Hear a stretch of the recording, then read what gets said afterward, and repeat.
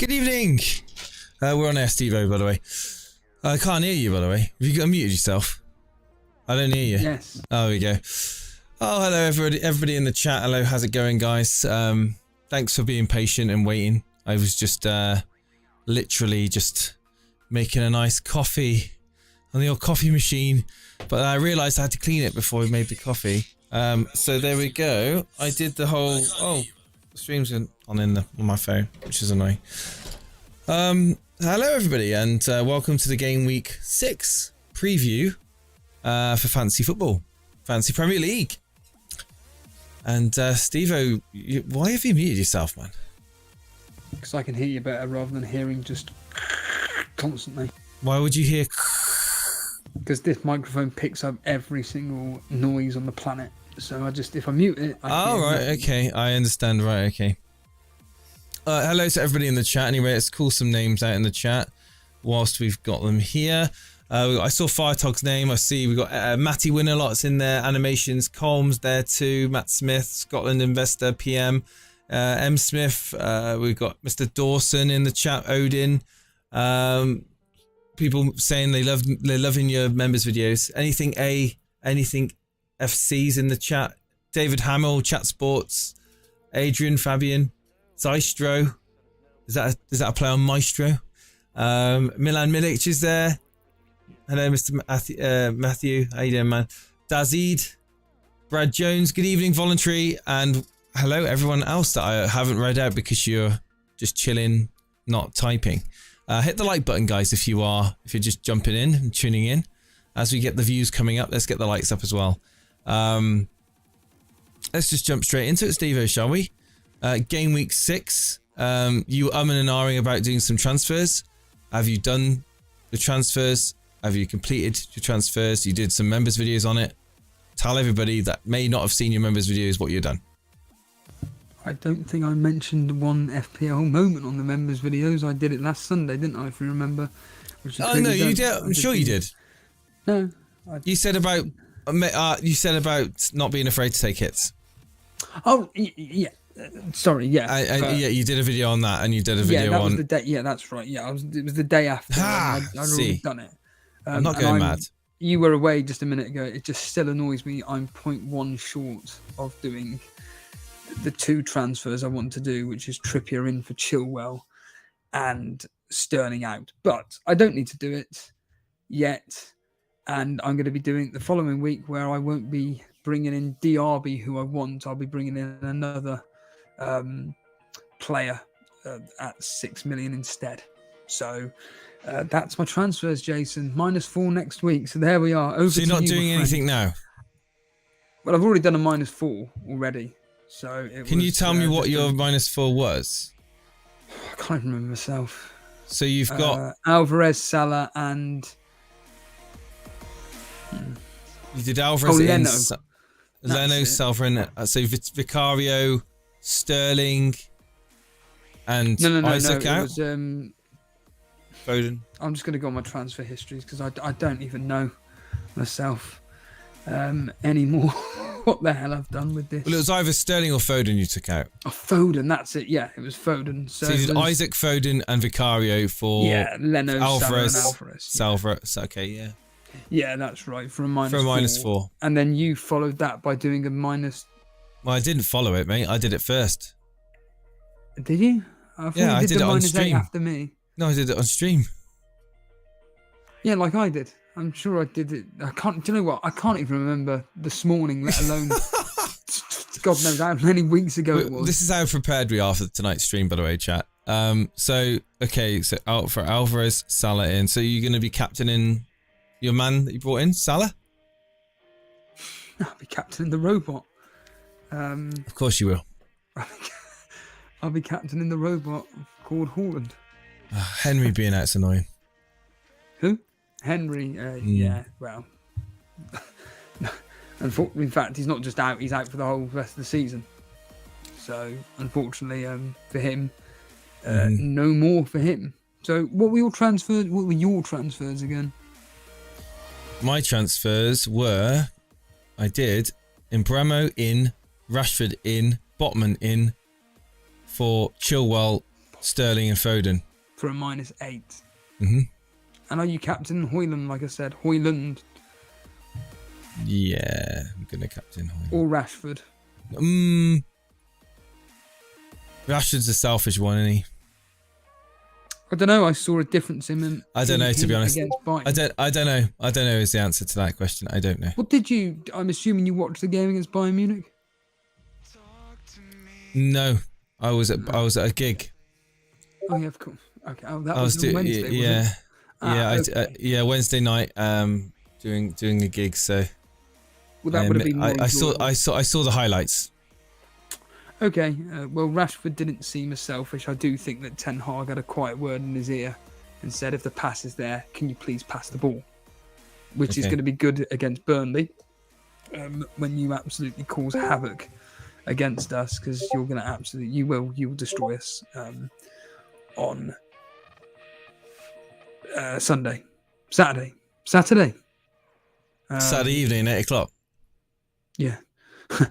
Men in Black saying autumn has arrived, Steve-O in a long sleeve top. It's literally because it's just a jumper behind me. That's it. It's literally the only clothing that was behind me. So I just went, I'll put it on. I just cannot be bothered to get a vest. That's all it is. I love it. I love the cold weather. I absolutely adore it. I think it's great. Calvin's here. Good afternoon, Penguin. Afternoon. Steve-O going one up front? No, he's putting Alvarez. He's not going to be benching Alvarez. You have Haaland and Alvarez up front. Yeah, that's yeah. Pretty It'll be straightforward.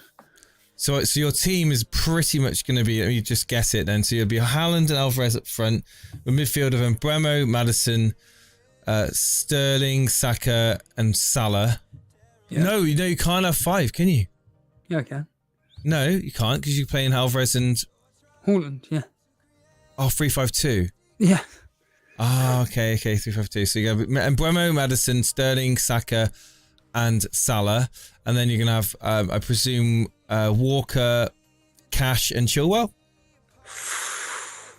Very close. Replace Chilwell with Udogie. Really? Yeah. Really? That's not an easy game. I'm game. going with my gut instinct this week, and I'm just sticking with my guns that Aston Villa are gonna, they're gonna get a result against Chelsea. I just don't think they lose that game. Chelsea are so bad. Yeah, but why would you play Udogie over Cash then? Because Udogie with his attacking threat, and they're up against a team which... Cash with his attacking threat. Yes, and I'm playing him. Oh, right. It's Chilwell you're not playing? No. Right, okay, I understand that. Waste of space. You'd bench your premium defender then? Well, yeah. You're going to break the rule you always break. This is when it's going to... How many times have I heard you say, well, I never listen to my own rules, benching a premium defender? Well, I hope he returns for you, man. I really do. I hope that those points on the bench, you're not going to get them. This week, though, is the week where it's Chilwell against a team that are scoring goals for fun. Udogie against a team that's... Well, they're not even scoring goals for fun, are they? But unless it's the Champions League. And then you've got Chelsea, who will Chilwell play? Will he not play? Is he going to be left wing back? Is he going to be left back? Is he going to be left centre midfield, left centre back? No one knows, apart from Pochettino that's in charge. So I'd rather just go with a back three, which are absolutely guaranteed to start no matter what. And in this specific case, it's going to be Udogie, Cash, and Walker. It's not really going to be a week of clean sheets again. Am I right in saying there's been not that many clean sheets this year either? So no, there hasn't been. You know, I'm just going with from my own personal point of view, the probabilities of Chelsea getting a good result against Aston Villa, and I just personally do not see it. If Unai Emery actually goes for it and decides this team is absolute pants, I want to get a result here, and I think they should go there to get a result. From my understanding, as well, I said it this morning, that I think that Aston Villa last season, they were one of the best teams away from home, and I think that they should be able to replicate their form, because Chelsea at home last season were pants. So I'm kind of neither expecting any of those players apart from Walker at most to keep a clean sheet. I'm even seriously thinking of playing Areola away at Liverpool as well. Well, that's what I'm doing. Yeah, it's a player in which could get a lot of saves in that match. Although the history suggests Leno potentially, based on the last 2 fixtures, could be keeping a clean sheet against Crystal Palace. So at the moment he's in goal. I think I probably will play him. We have got some questions in the chat, Steve, so maybe we want to just answer them. Gonna stick with my guns, Saliba to Trippier and keep Chilwell and worry about him next week. Yeah, makes sense. But question, here we go. Voluntary, Bruno to Mbeumo or wait 1 week and have Rashford. Bruno to Mbeumo or wait 1 week. I wouldn't be getting rid of Bruno ahead of they're gonna, for a lot of United fans, they're calling this the season starter. This is where our season starts. We need to win this game against Burnley. It's not in front of an Old Trafford crowd, so I think that on the road to Turf Moor we can get a result here, and I think that with Rashford aiming to pass more than just being a greedy little so-and-so, I'm thinking that I think Bruno, if you've got him in your team, you can hold him for this game and then move him on the following week if he blanks. That's what I would probably do. Clean sheets are dead this season, yeah, absolutely. Steve-O, swap your Spurs keeper for Raya. It doesn't have a Spurs keeper anymore. He brought in Leno. So there was a question here. Did anyone bring in Newcastle assets? No one yet that I know of has brought in Newcastle. I brought Botman in, didn't I? Did I bring Botman in? No, yes, I did. Yes, I did. Yeah, I brought in Botman. And I know Steve-O's been looking to get in Trippier or Shah. Someone else put something here. Here we go. This is the question. Zystro says, would you pick Højlund over Rashford on a wild card? I want to go 3-4-3 with Højlund, Haaland, Alvarez as my 3 strikers. Well, welcome to my world, my friend. That is exactly how I'm playing the game right now. So I would say that Højlund, yes, he got a goal in the Champions League. It's still very much a topsy-turvy roller coaster ride when you pick Man United assets into your team. I wouldn't say that you're going to expect regular returns from Højlund right now because we haven't got the data to say that. But you're going on gut feeling at this point, right? You're getting them early before the crowd gets on Højlund. You just know that if Højlund gets 2 goals against Burnley, for example, he's going to be the next bandwagon, right? So use your gut. If you think your gut's telling you that Højlund's going to get something, bring him in.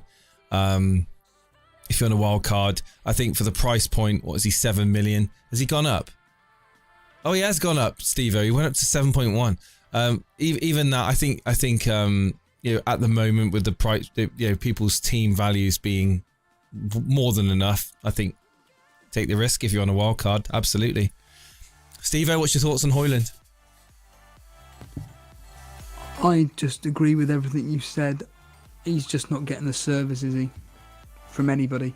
Whether it's Bruno, Pellistri, Garnacho, Rashford, Casemiro, whoever.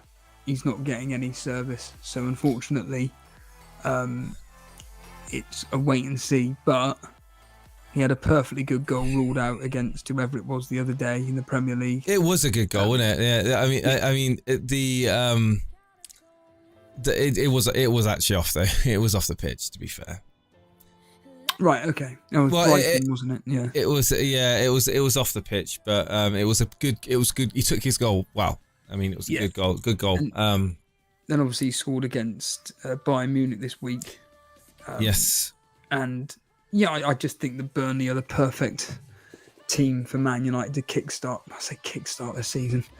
I think it's just a team which is going to do very well against us, and I think that after you beat us 4-0, 4-1 or whatever, I think that it's going to be a case of, right, we need to jump on them.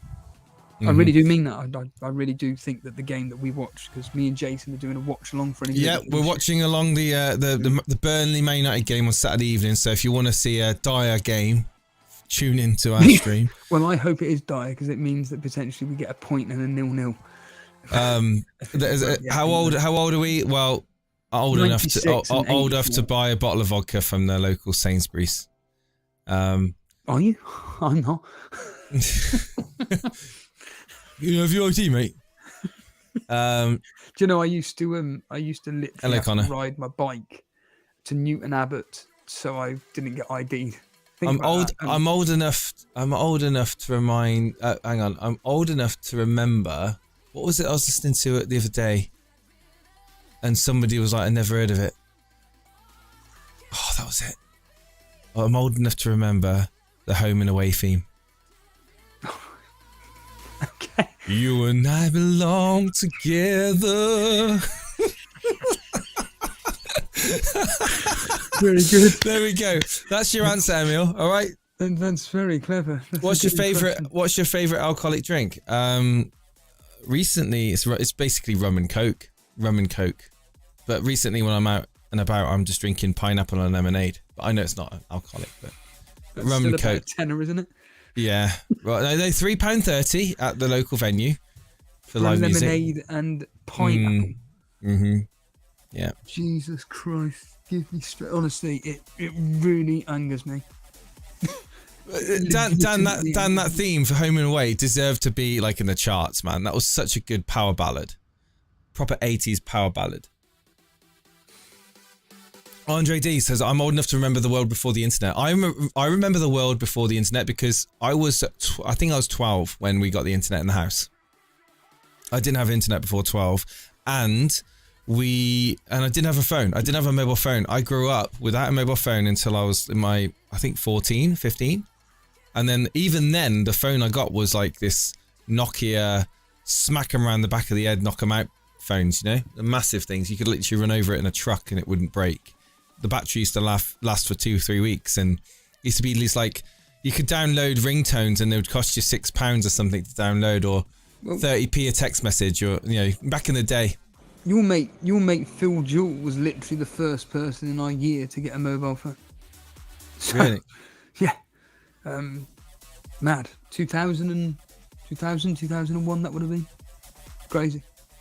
Yeah, as a 3210, I think I had the Nokia 3210. I remember it very clearly. It was it was one of the ones where you could change the face of them. It had like the. I don't know. You could. Get a mobile phone for years after. Hello, Chris. Thank you welcome to Grassroot, Chris. Cheers, man. Thank you for the support. Jason, do you remember Saved by the Bell and Pugwall's Summer? I remember Saved by the Screech. Is it Screech? Saved by the Bell? I just remember him as a character. Who knew Saved by the Bell? I don't actually know the theme tune goes. So it's like I just remember it being a really cheesy 90s, like neon pink, baby blue, pastel colours intro, and all the characters doing some weird stuff. Hit my wildcard this week. I brought in Botman, Salah and Alvarez. Well, sounds like you're just like me, mate. I've got all three of those as well.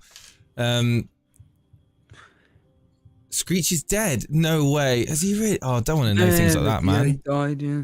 Oh, no. And obviously he had Fresh Prince. That was a brilliant series. And Keenan and Cal on Nickelodeon. Nickelodeon.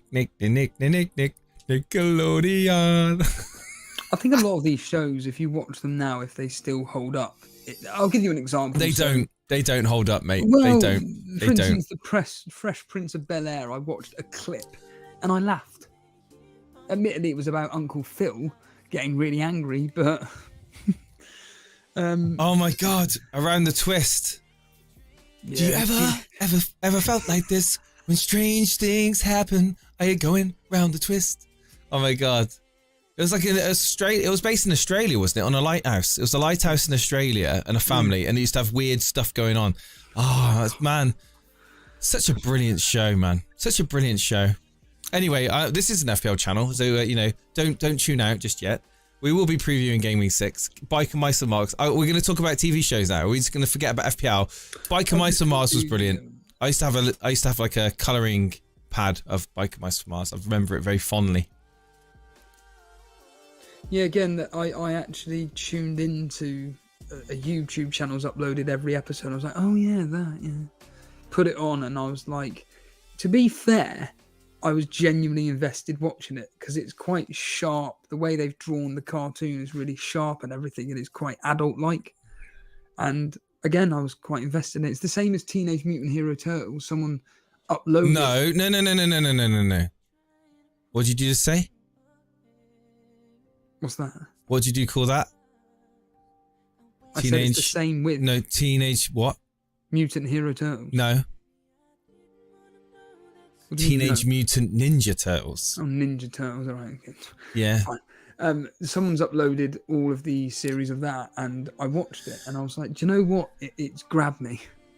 I don't look at it and think, oh God, this is really childlike. It was actually genuinely, again, very adult style cartoons. And isn't there all those conspiracy theories as well that those cartoons were designed to actually tell a different message, but within a message within a message within a message? Well, I know there was lots of cartoons back in the day where used to have a lot of innuendos in them that were quite naughty in nature. There were, Captain Pugwash and Seaman Stains.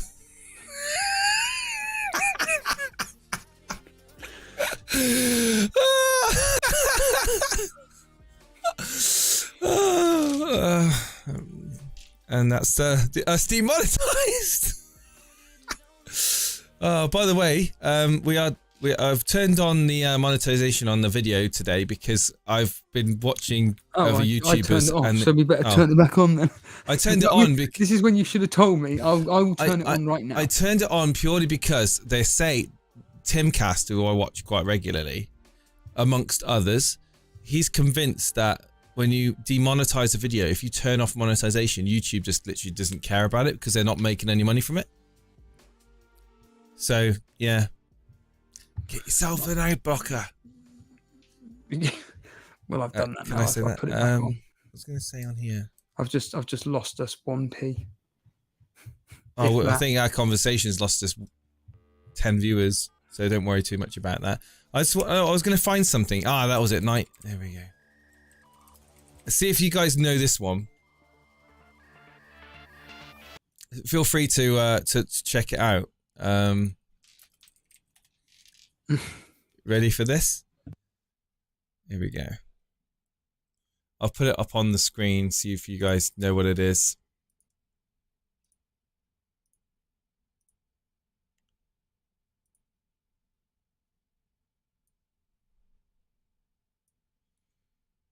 Ah, damn it.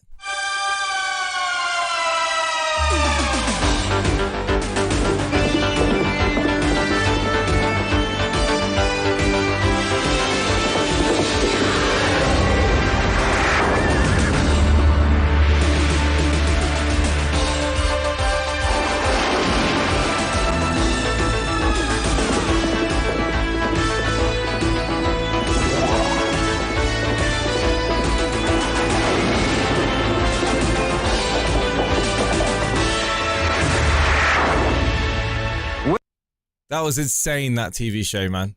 Do you remember it?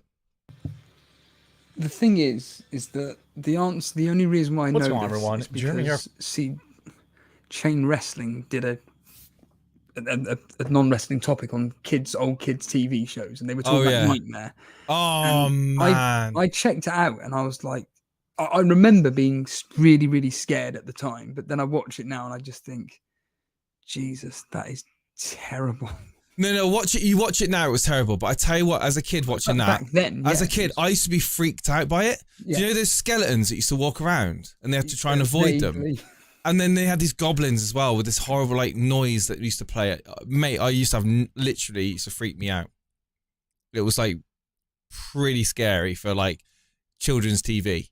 They wouldn't. I don't think they'd have anything like that now. Like it would cost too much money anyway to do it now. With today's technology, but it's very, very good. Yeah, Fraggle Rock. Yeah, yeah. Nightmare was the intro doesn't kind of do it justice. So Nightmare is actually a 3D world where the kids, basically youngsters, like kids, will go onto the show. They'd have their friend would have like this helmet on, and they would direct them through this 3D world where they'd have obstacles to try and avoid. and puzzles to solve. It used to be so far ahead of its time, man. So far ahead. And they used to have like method actors and proper actors in it. They used to be like playing like kings and wizards and things like that. It used to be so good. Honestly, really, really good. Again, it would cost a fortune to do something like that now. But anyway, we can talk about TV shows all day long. Bring the nostalgia back, shall we? Funhouse. It's a whole lot of fun. Prizes to be won. Cy Bellamy's Use your body and your brain if you're gonna win the game. Isn't that right, Cy? He's your best mate, Pat Sharp. Genuinely, I think he's like his godfather or something like that. They had a skull. Shaggy's in the chat. Hello, man. I got your name right. I know how to say your name. They had a skull that would break apart when time was running out as well. On literally amazing show. Like it doesn't. If you watch it back now, you think, oh my god. How was I convinced that was real? Like, not real, but, realistic. Because we're so used to, like, CGI now, aren't we? That looks so photorealistic. Sorry, can I just answer this question here quickly? Thoughts on Isaac? He's shit. There we are. Carry on, Jason. Steve-O got rid of him. Yeah, get him gone. Get him gone. If you haven't hit the wildcard button, get him gone now. Jason the Wheeled Warriors was amazing as well. Oh, man, I'm just thinking of all of the old stuff now. This goes through my head. Whenever I start doing this, I go on YouTube and I watch like something I remember when I was a kid, and then I just go through all of like the upcoming recommended ones, and I just go through all of it. Animals of Farthing Wood and bloody awesome random stuff like Noah's Island. Remember Noah's Island? It's Animals of Farthing Wood was good, but Noah's Island was next level. It was basically this, like, I don't know what it was. Was it a badger? No, not a badger. It was a polar bear, Noah. And he was on this island, and it was floating it broke off, and from the mainland, and it's floating through the sea, and it's picking up animals as it goes. There was a shipwreck, and animals landed on it, and it was like an animal-controlled island that was floating, and it had a volcano on the top. Mate, it was brilliant. I've genuinely never heard of it. You haven't heard of it? Noah's Island, no. Noah's Island. And I just think of the Ricky Gervais joke about Noah. Ooh, look at his rosy red cheeks. Ooh. And the other day, Steve-O, we don't talk that often, but when I do send him something over, it's normally over common interest. And I sent something over because on my YouTube, I got recommended a video to watch of The Undertaker and Mick Foley discussing and watching their Hell in the Cell match, and I was fascinated by it. It was like 28 minutes, not very long. I was watching it, I was just like fascinated, but listening to them relive that moment and that game, like. I think the Undertaker, they both said it right. Like Foley said, like even people that had no interest in wrestling, that didn't enjoy wrestling, they thought it was a bit of a joke. Their mates used to send them that, and they used to be like, "What? Like this really happens? Like people lose teeth and they draw blood and like they break bones? Yeah. It's like not very often, but that was probably one of the most extreme examples of hardcore wrestling, essentially, and the tax, man, the thumb tax, that was just genius. It was such a genius move. But I sent it to Steve-O, and Steve-O was like, "What was Steve-O's reaction?" Yeah, I've seen it, but the thing is, I've seen so many documentaries, and these are like before all of it went online. This is on DVDs and stuff, so you actually get a proper what do you call it? Chat from various wrestlers and whatnot about it. Whereas nowadays, when it's like with what the WWE did, let's fly the Undertaker, let's fly Mark in from wherever, and let's fly in Mick Foley and from wherever. Let's get them connected and let's film every single second. And then we edit it all. I look at it and I go, it's interesting. But I've literally heard it a billion times. Whereas someone like yourself that may not have seen it, I can understand the fact that it would interest you, but for me, it's like I've seen better documentaries about this. I mean, I'll tell you a documentary. If you really want to watch a proper documentary, Bret Hart's Wrestling with Shadows, about the screw job, but it was being filmed during the screw job. It is fascinating. And any wrestling fans out there, I'm not. Yeah, send me the link. I was like big on wrestling between 1999 and 2004, 2005. Somebody here was saying in the chat, who was it? Son of Sam. Life is like a hurricane here in Duckburg. There we go. That answers your question. Anyone know if Martinelli is out? Steve-O, do you know if he's out? He hasn't trained this week, so I would assume that Arteta is going to play Trossard. Dan, get Dan on air. Dan will tell you. Although I've probably told him more information than Dan even knows himself. But yeah, apparently he hasn't trained this week. Thanks to Ben Dinnery. But yeah, he hasn't trained this week, so I don't think he plays. Although probably a late fitness test, very, very late. But I don't see what Trossard's done to warrant being dropped, considering he did very well in the Champions League and he scored that winning goal against Everton. So I think that 3 weeks, Gary's apparently, saying yeah, he's out for 3 weeks. So there we are, done. there we go. We're up to date with FPL. There we go.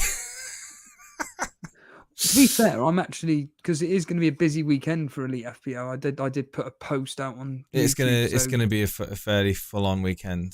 Yeah, it's tonight, then tomorrow evening at 8 for Burnley versus Man U. Let's preview this. Let's preview this game week. Well, can I just finish what I was going to say there?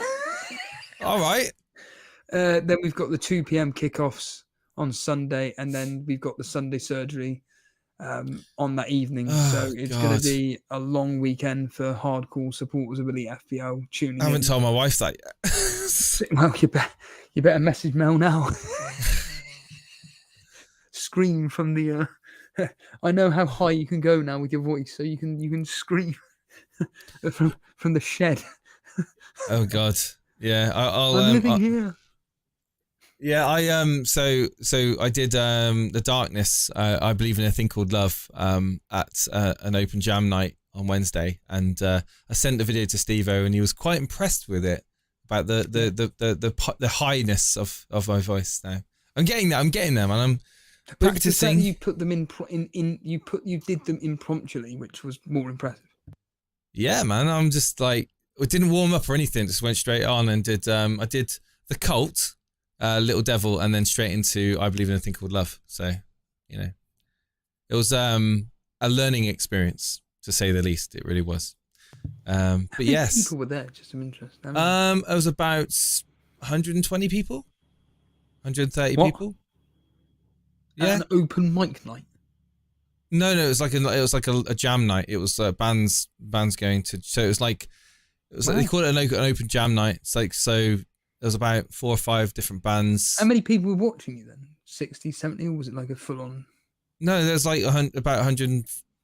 I would say is about with the staff as well, and the bands as well, about 150 people watching in the venue. Yeah. That's mad. Wow. But I couldn't see a thing. The thing is, I couldn't see it. It's a proper venue. It's a proper venue that bands go to play, like proper established bands go to play it. You can't just get in there, man, and play a gig. You have to kind of be seen and recognised and invited to play. Thrill TV's there. Hi there. Haaland's a triple captaincy shout this weekend. We'll wait for another opportunity halfway through the season. Triple captaincy for Haaland. Well, certainly Steve-O's going to be hitting the captain button. Don't do it. Don't do it. Don't do it. Don't do it. And don't do it. As Marge Simpson says to in Itchy and Scratchy, don't do that. Just don't do it. Wait, Marge Simpson was in Itchy and Scratchy? It's an episode where Marge Simpson's complaining about Itchy and Scratchy, so they decide to create a character as Marge, and she just comes in and again she just goes, don't do that, don't do that, don't do that, and they just kill her. Right, okay. Maestro's saying here, the Singer of the Darkness has his own YouTube channel. Yeah, it's interesting for people that are really, really into their music. For someone like me, who I thought, this could be quite interesting in discussing. Justin Hawkins writes again. Writes again. But thank you for the super chat there. Thrill TV donated 1 second. You can't take it back. Super chat. Hi there, is Holland a triple captaincy shout this weekend or wait for another opportunity halfway through the season? The alerts are so slow to come through. Like literally, we read that out like a minute ago. It's a minute late. I think we'll have to ignore when we see it so that it reads it out and the computer reads it out, and then we can react to it. But thank you so much again, Thrill TV. It's much appreciated. I would probably hang on. I wouldn't be using a triple captaincy chip just yet. There's plenty of other opportunities to do that. Certainly, I'll be waiting for things like a double game week opportunity to take advantage of that one. So, you know, again, people that have maybe running high in their mini leagues right now may have blown 2, maybe 3 chips already. So don't fall into the trap of triggering a trigger finger too fast. Certainly wildcards, not an issue, but certainly I wouldn't be using my chips just yet. Triple captain is pretty bad chip anyway, says Harbour Boy. I agree. So probably doesn't really matter when you play it. I don't know. I don't agree. Usually only gets you a handful of extra points. I think that if you know that a player is going to play, is nailed on to play, it's going to play a decent amount of minutes over a double game week, and they've got a good opportunity to get a good point score, I think you should go for them on a triple captain personally. So, with what, 5 game weeks in, more players are going to come through, emerge as being hot picks over the season. We've obviously got the January transfer window where other players will look to be coming in as well. You might have other options that may come up for double game weeks. You just don't know. So I just think using it right now, you know, you'll yeah, of course. I mean, that's not. I'm not going to lie. Man City, Nottingham Forest. On paper, you'd expect City to score 2-3 goals, right? But I don't know. I just think that over a double game week, you can be a bit more greedy with it. But ultimately, I know I get what you're saying though, Harbour Boy. I do get what you're saying. A triple captaincy chip is not the be all and end all. It really, you know, especially when you're gonna, like, I always say, like, if you're gonna triple captain someone, it's almost better to triple captains a differential on double game week, because, you know, if you're triple captaining everyone's captain, like for sake Haaland, right? If you're triple captaining Haaland, yeah, you know, if Haaland as well, you know, if he gets a couple of goals, you know, the impact on you is nowhere near as much as if you captained or triple captained a differential or second favorite captaincy. And you kind of get what I'm saying. Jason, your trigger finger is the most triggered of all fingers. Yeah, I know, but I'm still above Steve-O. For the moment.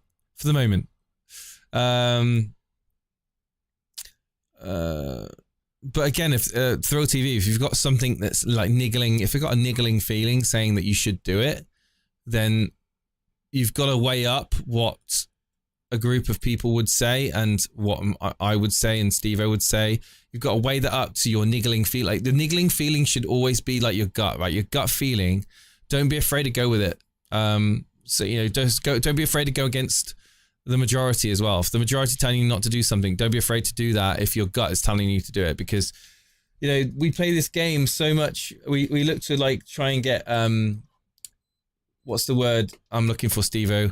We're looking so hard from our peers in this game to try and get, like, validation for what we do, that, you know, sometimes you've got to remember that this game is a very solitary game. This game is about you, how you play the game, and, like, don't be afraid to just go with your gut, man. That's all I'll say, because the amount of times I've just basically gone against what I feel, and I've just gone with the crowd's opinion, and it's just gone, and then that player's hauled, or that player's, you know, certainly proven everybody wrong. Then yeah, just be prepared mentally for that sort of thing, because that's the sort of thing that would annoy you the most, depending, of course, of how serious you are as a player.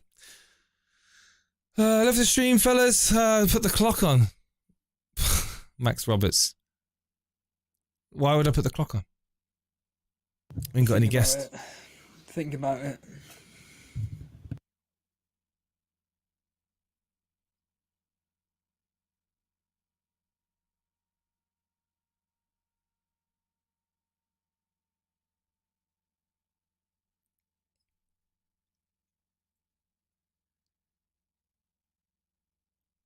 Are you there, Jess?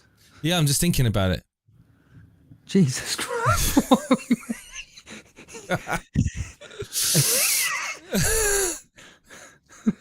I genuinely thought, what the hell was going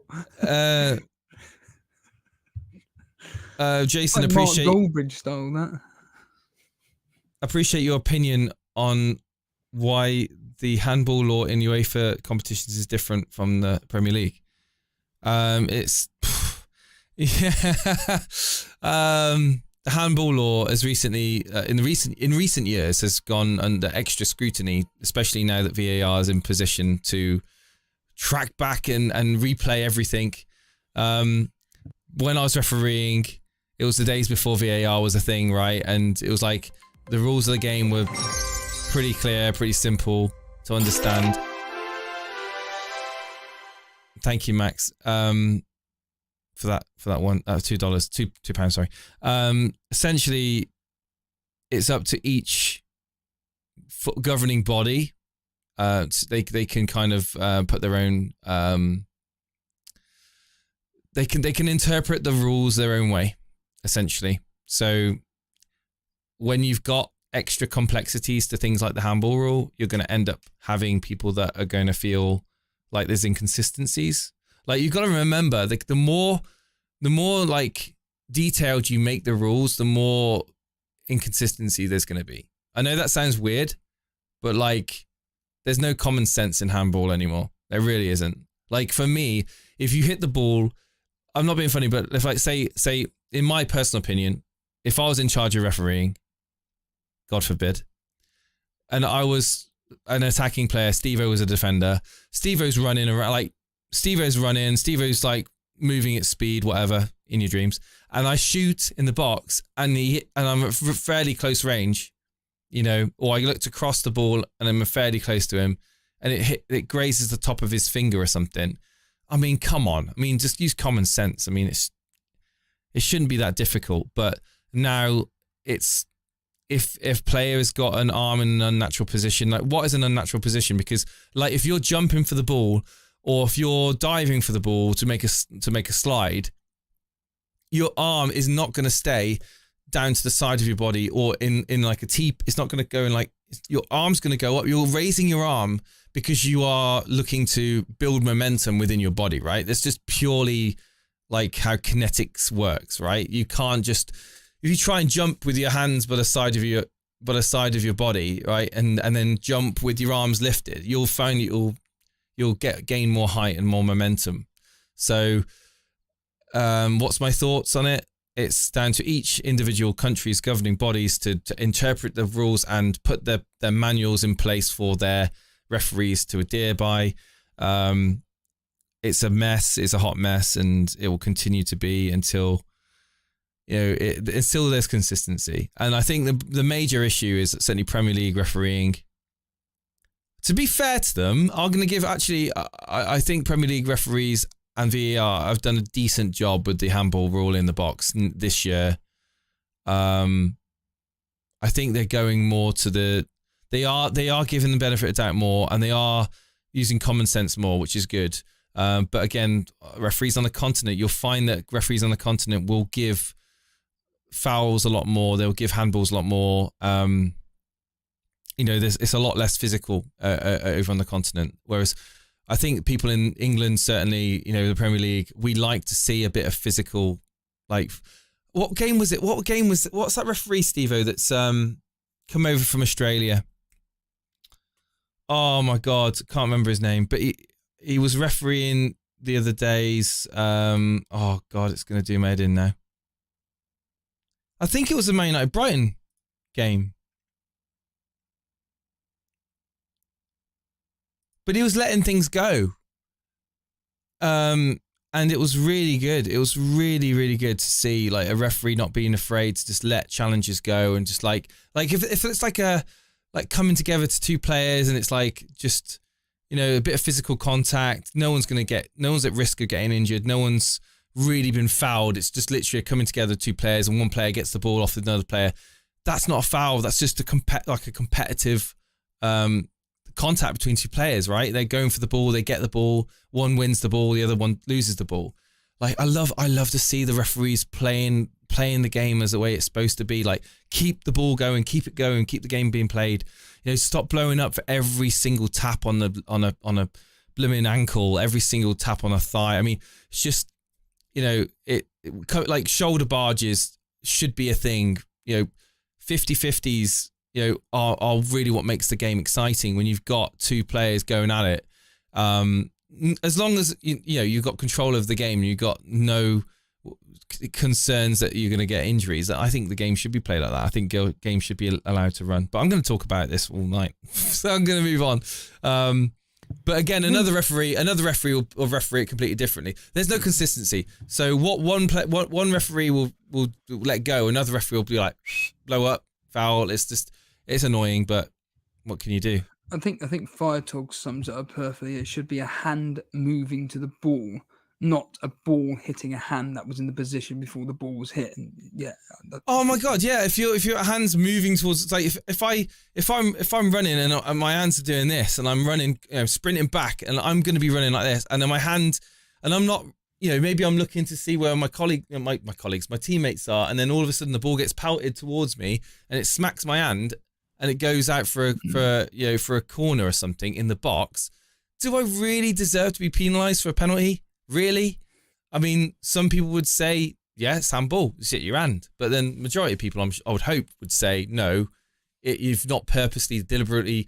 But on the other hand, if I'm running back into the box and I see Steve-O's about to cross the ball and I'm running and then he crosses the ball and it goes past my shoulder and I go like that and I knock the ball and it goes out for a corner, then yeah, I've committed handball and I would look to get punished for that. So, again, common sense, ladies and gentlemen, common sense is something which is always the winning formula when it comes to refereeing.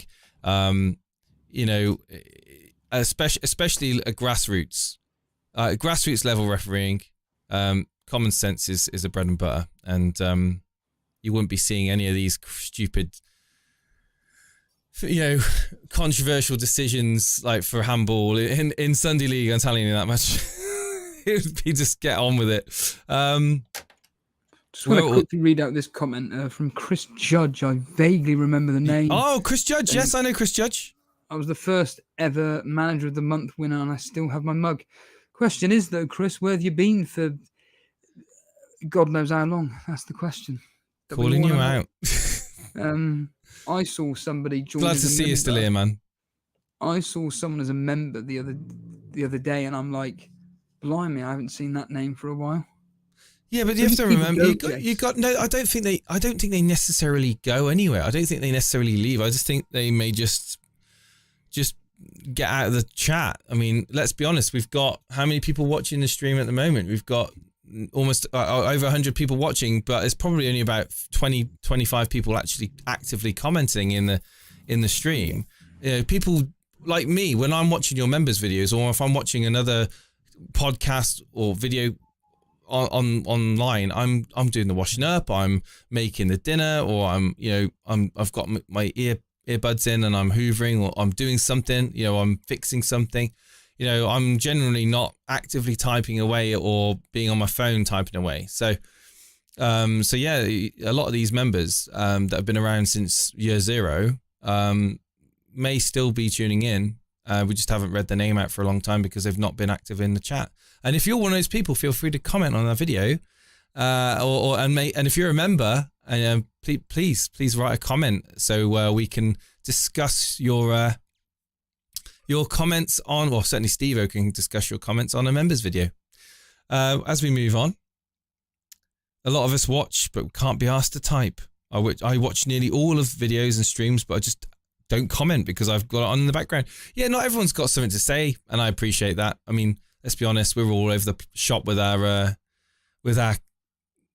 structure anyway these days. I mean, we go from topic to topic. We do talk about football every now and again. This is an FPL show. We do talk about what we're doing with our FPL teams, what our community are doing with their FPL teams. We look at the mini leagues, but of course, we're doing the preview tonight. We're going to be looking over the games. We're going to be overlooking the history, look at the score predictions, and Super Brew. Oh my god, I need to get my Super Brew up. I haven't done it yet. So do I. You've just reminded me. So there we go. There we are. There we go. Well, apparently, according to Brad Jones, he's desperately wanting to come live on air right now before the predictions. I wonder what he wants to say. Should we bring him on, Jace, or should we just? Yeah, sure. Right then. So here we go. Brad Jones, you are live on Elite FPL. What do you want to say?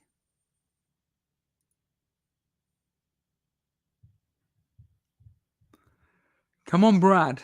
Evening. Hello, I need some help. Ethan, you wanted to come on. What do you want to talk about? I'm just going to put my my team in the chat here because I've got a dilemma with Isaac and I just need some questions answered. Okay. Let me put it in here. So it's just an uncertainty whether he's going to play or not. I'm just wondering whether to just get him out. Well, the simple answer is yeah. He's a waste of space. And apparently, according to some reliable Twitter source, he ain't going to be playing, so just get him gone. Simple as it gets. Why did you bring him in? So I brought him in before the Brighton game as a punt with Trippier. Trippier's paid off slightly, but Isaac has not in any way. Yeah, get him gone. You've answered your own question. He's absolutely useless. And if you can, try and get in Wilson if you're wanting Newcastle coverage. But Isaac, just avoid like the plague. You're benching all your Chelsea assets to see. So I've got 2 free transfers. You don't rate Chelsea at all, then? No, not at all. Not going forward. I think I agree with Steve. Have you got a wild card? I used that Gameweek 3. Did you use your wild card Gameweek 3 to bring the Chelsea assets in? I did, yeah. Oh, that sucks, man. To be fair, everybody was thinking that, you know, with Sterling sort of picking up and you know, Jackson being that like lone striker, that we would see some points and some hauls from the Chelsea crew, but they just seem to be just getting worse, don't they? It's like, for me, Sterling is still that. Sterling's definitely got the most potential out of all of them. But you know, Chilwell is off the boil now. Gusto's going to have his place taken soon. Yeah. It's fortunate that you've got such a strong team, like the 15, to be honest with you. The fact that you can bench those 3 players and still have a very respectable team. Of course, Isaac being the outlier in that. So would it be a straight swap, would it?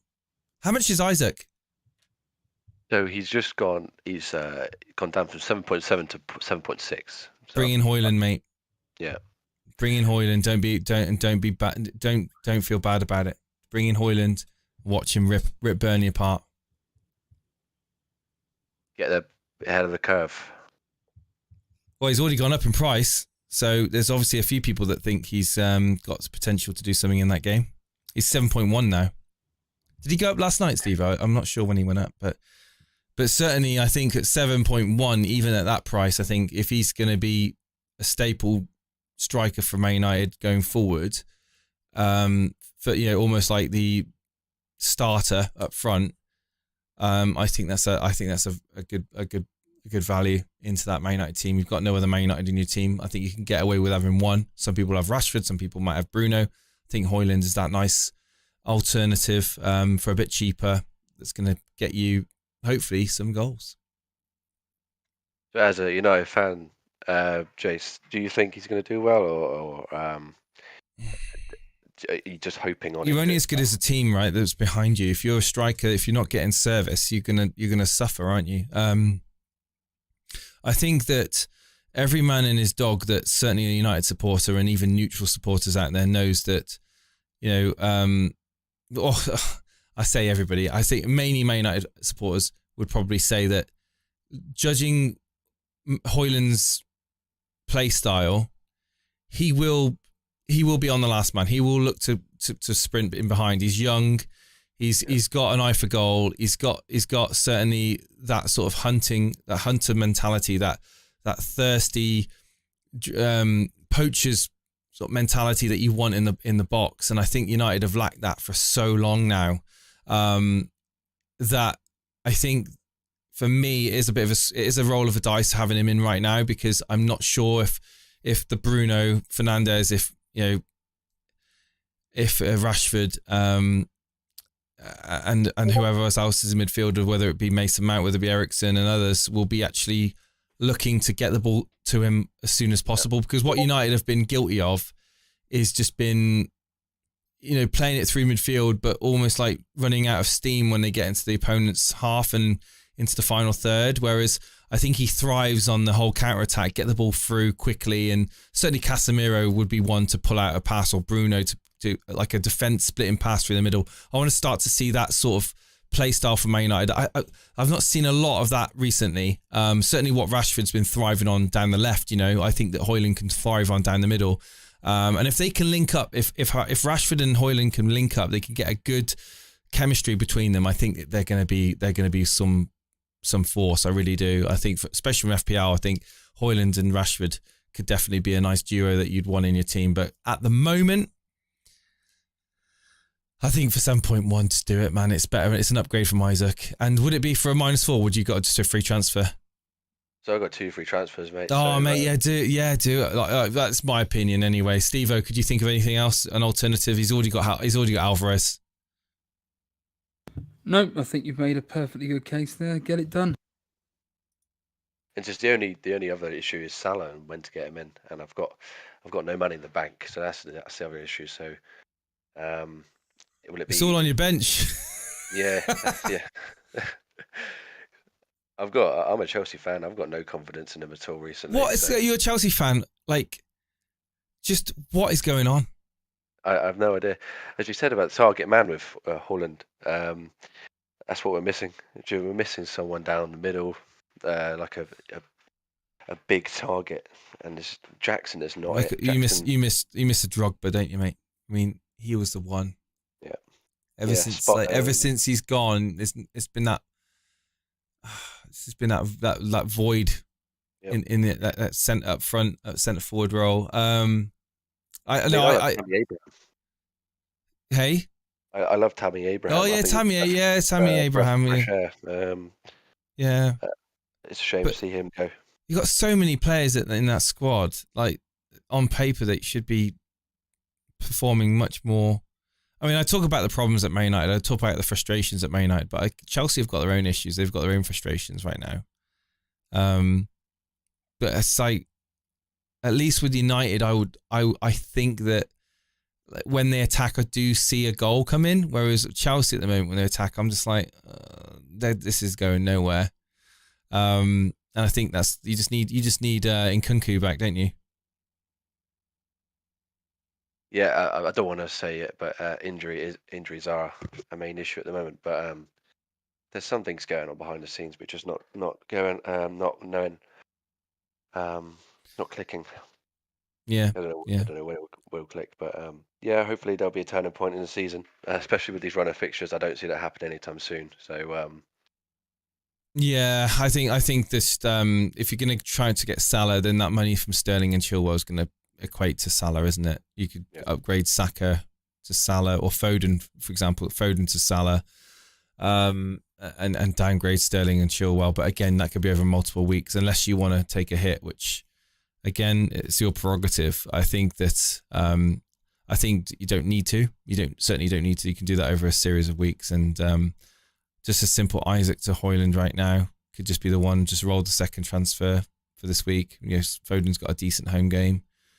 And then just assess after, and then game week 7. And then if you want to get Salah in, you can make those moves. Maybe just take a -4 to get Salah in, or, just do that. Yeah, I'm not scared of that. I did roll. I would save the transfer doing that last week, so I got 2 free this week. Yeah, so, Salah's got a tough game this week against West Ham at home. I think that's an easy game for them. So I think you can certainly wait for that game, and then Spurs. I'll put it this way: I'm more excited about Mohamed Salah away at Spurs and away at Brighton than I am at West Ham at home. I just think that they're going to make it really tough for Liverpool. But yeah, I just do what I said. Just wait for this week, and then just make the one transfer, Isaac to Højlund, save the other transfer, and then do the transfers Foden, Sterling, Chilwell for maybe a Botman, a cheapie and Salah. Brilliant. I think that's all my questions and queries answered. That's what I wanted to know. So cheers, man. Thanks for coming on. Cheers, man. Cheers. Jonesy, everybody. Oh, I forgot to ask him, Jonesy. Oh, if you're in the chat, Jonesy, are you new to the channel?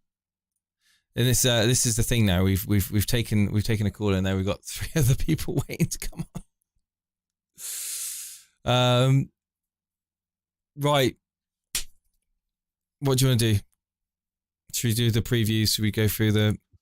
Yeah, just quickly go through predictions, and then we'll do the 5-minute call. If you're in the waiting room right now, just hang on in there. We're going to do the previews first, and then we'll get to you. If you get bored, feel free to go away, and then put a kettle on. Right, let me just find the Super Brew. Here we go. And we are here. Right, how do I get to it again? I'm doing so bad at this, man. I'm doing so bad at this. How do I find them? How do I find the Elite FPL? Oh, mate, the Super Brew page is a load of rubbish. I literally just press one button and it's like, oh, there it is. Okay, just do my predictions, done. I don't look at any of it. It's terrible. It's a terrible, terrible website design. Very similar to William Hill. Terrible, terrible website design. Okay, I think I've got it on here. Round 6. Right, let's do this, ladies and gentlemen. Starting off, Crystal Palace versus Fulham. Let's preview this. No, I'm not going to do that. History is up here. You've done the history research, Steve. Right, Crystal Palace versus Fulham. Both teams are all up and down on form at the moment. Crystal Palace played 5, won 2, lost 2. Fulham played 5, won 2, lost 2. It's exactly the same. Draw.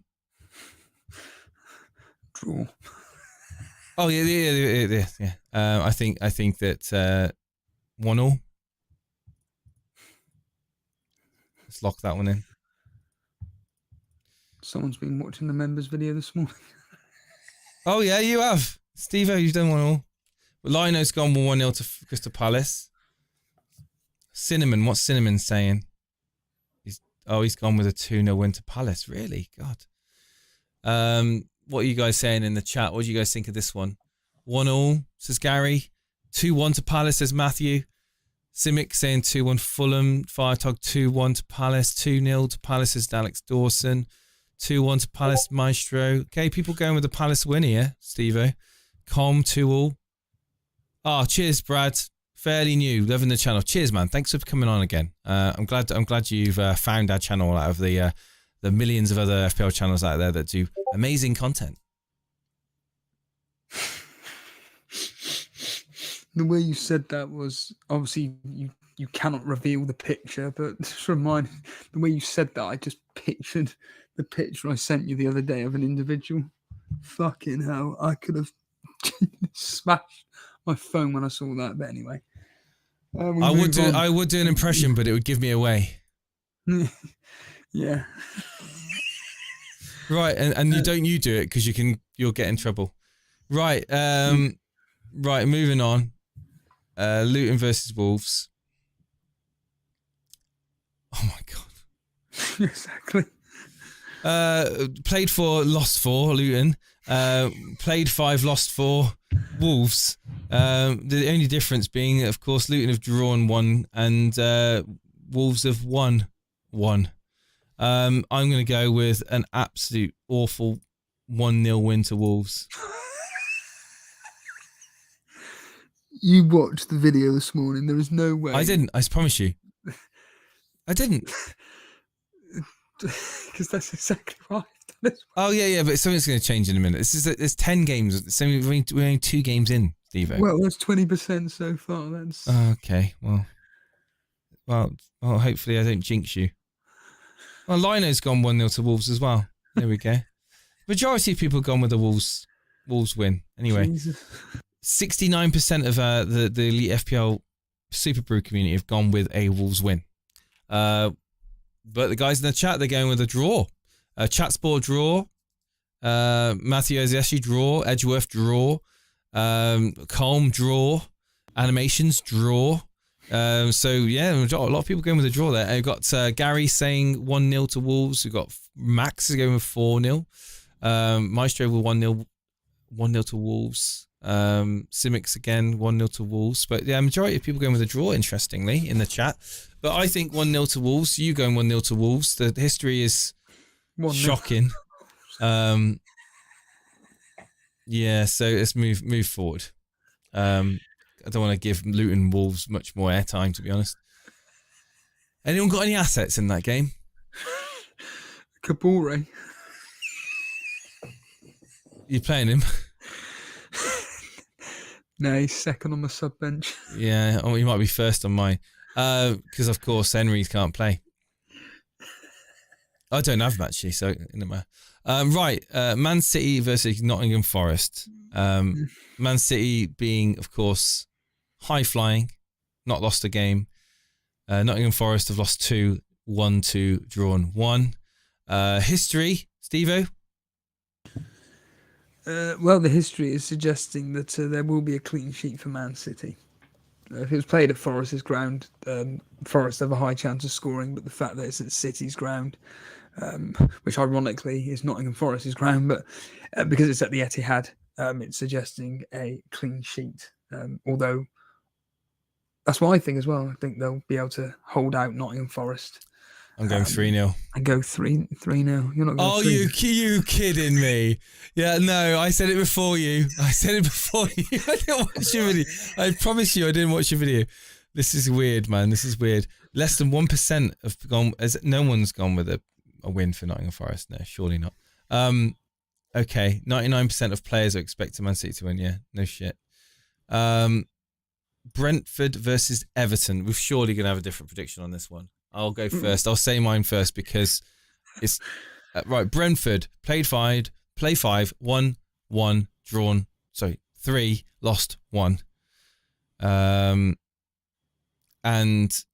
Everton played 5, 1-0, lost 4, drawn 1. History is suggesting that, well, Brentford have won at home once. They've drawn 1-1. So again, you've got more substantive history than I have. I've only got Super Brew history, but it's suggesting that it's going to be a fairly even game over the course of it. They've had 1 draw, 2 wins for Brentford, 2 wins for Everton. I'm going to go with... you know what? This is going to be... I'm going to go with home team advantage. I'm going to go 2-1 to Brentford. Hooray! A difference in scoreline. You're just giving Everton a goal. I was going to say 2-0 to be fair. I was going to say 2-0. I was going to say 2-0, but yeah. To be honest, Everton have got no one to score, have they? Dan Juma. If he's allowed to venture forward more than 2 yards out of his own. Well, you know, Cinnamon, top of the league's gone with 3-0 to Brentford.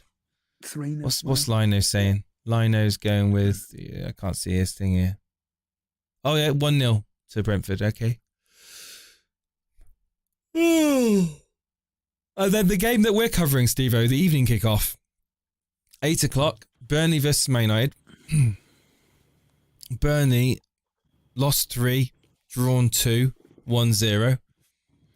Man United 1-2, lost 3. Great. I think United have got what it takes to win this. I don't know if... I think they're going to keep a clean sheet. I'm going to go 2-0 to Man United. 2-0 to Man United. That's exactly what the history says. I really do think that if Man United want to go for this, they can open us up. And I'm sadly expecting a high-scoring game. 3-0, 4-0. I've gone with 3-1. The 3-1, 4-1. Oh, wow. 3-0, 4-0. I think it's going to be a demolition job. And Ten Hag will be smiling and patting this Højlund on the head after he takes him off the 76 minutes after scoring a brace. I'll take that. As Jason's captain comes off the pitch waving. Runs to the camera and going, thanks for captaining me in fantasy football. Let's move on to Arsenal versus Tottenham at the Emirates. Cheers, Matt. Take care, Matt. Although ironically, I think you sworn more tonight than me. So yeah, true. It's still early though. Arsenal versus Tottenham. Do you know what?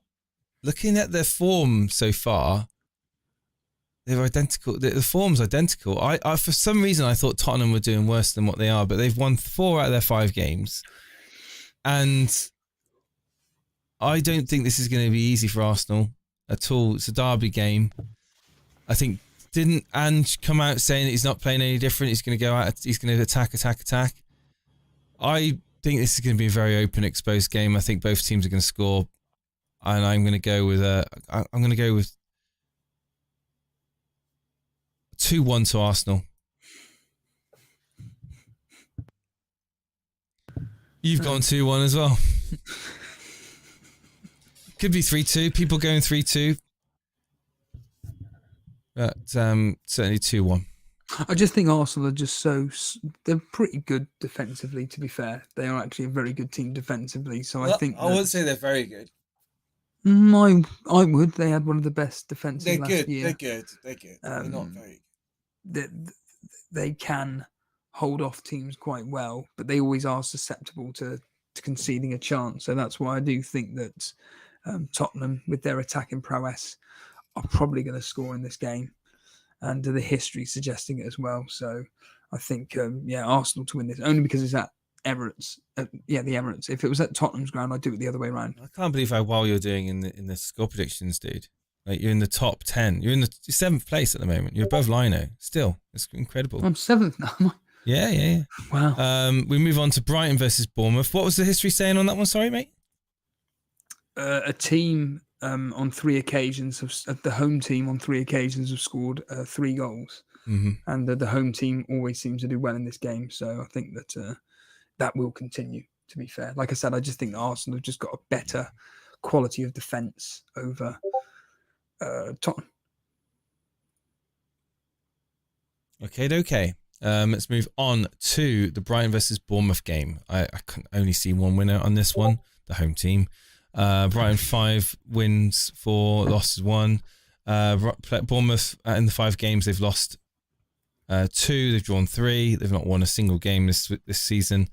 I don't think that's going to change this game at all. I think this is going to be a 2-0 win to Brighton. I've given them an additional go. I've gone 3-0. I just think they've got so many attacking players in their team, and Bournemouth aren't. I haven't particularly been blown away by them. I wasn't really that impressed by them against Chelsea. Really, Chelsea, in my opinion, had a lot of good opportunities to put that game to bed. But as we've discussed to death, that they're so bad in front of goal. But yeah, I've gone 3-0, Jace. Very good, very, very good. Right, let's move around to what's the next game? Chelsea versus Aston Villa. A game that's promising nothing but amazing, high-end, edge of your seat, energetic football. No, I forgot. Sorry, it's Chelsea. It's a tough one to call, actually. Villa are they're able to score goals. Stamford Bridge. How have Chelsea been doing at home? In the history. Terribly, if you include last in the season. history. Chelsea at home. You don't need to look at their history, Jason, to know that they're terrible. Come on. Well, go back to 2015, 2014. Okay. Do I really want to predict Aston Villa to win this?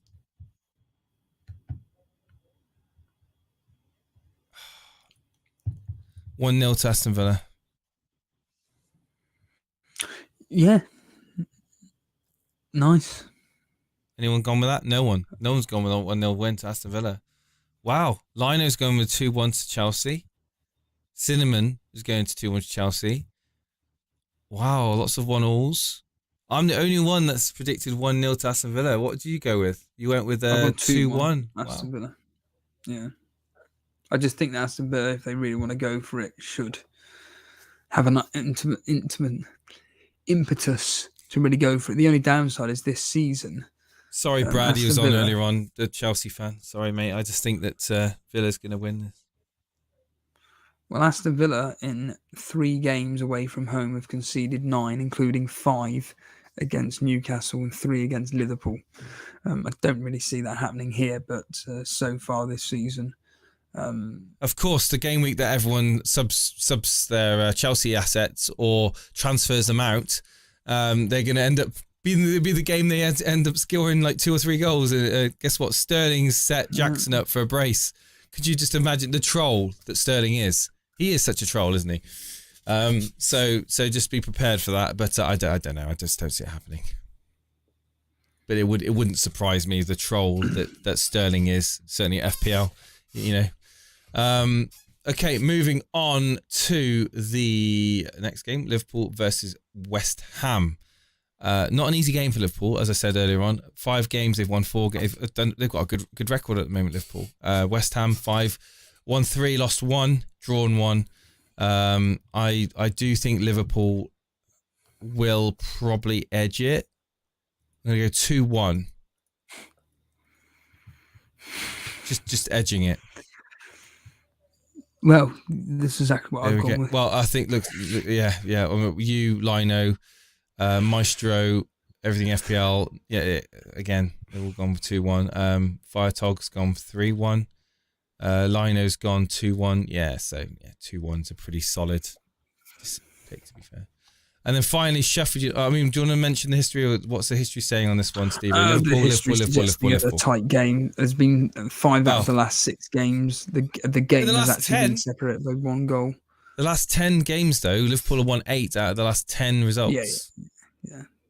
They're on fire at the moment. They're scoring goals for fun. And West Ham, I think, are susceptible to conceding the odd chance here or there. And I think Liverpool have got a quality enough player to be putting those chances away, unlike with Man City last week. And I don't think it's going to be a walk in the park from there. I don't think it's going to be easy peasy lemon squeezy. It wouldn't surprise me if this game is literally a 1-0.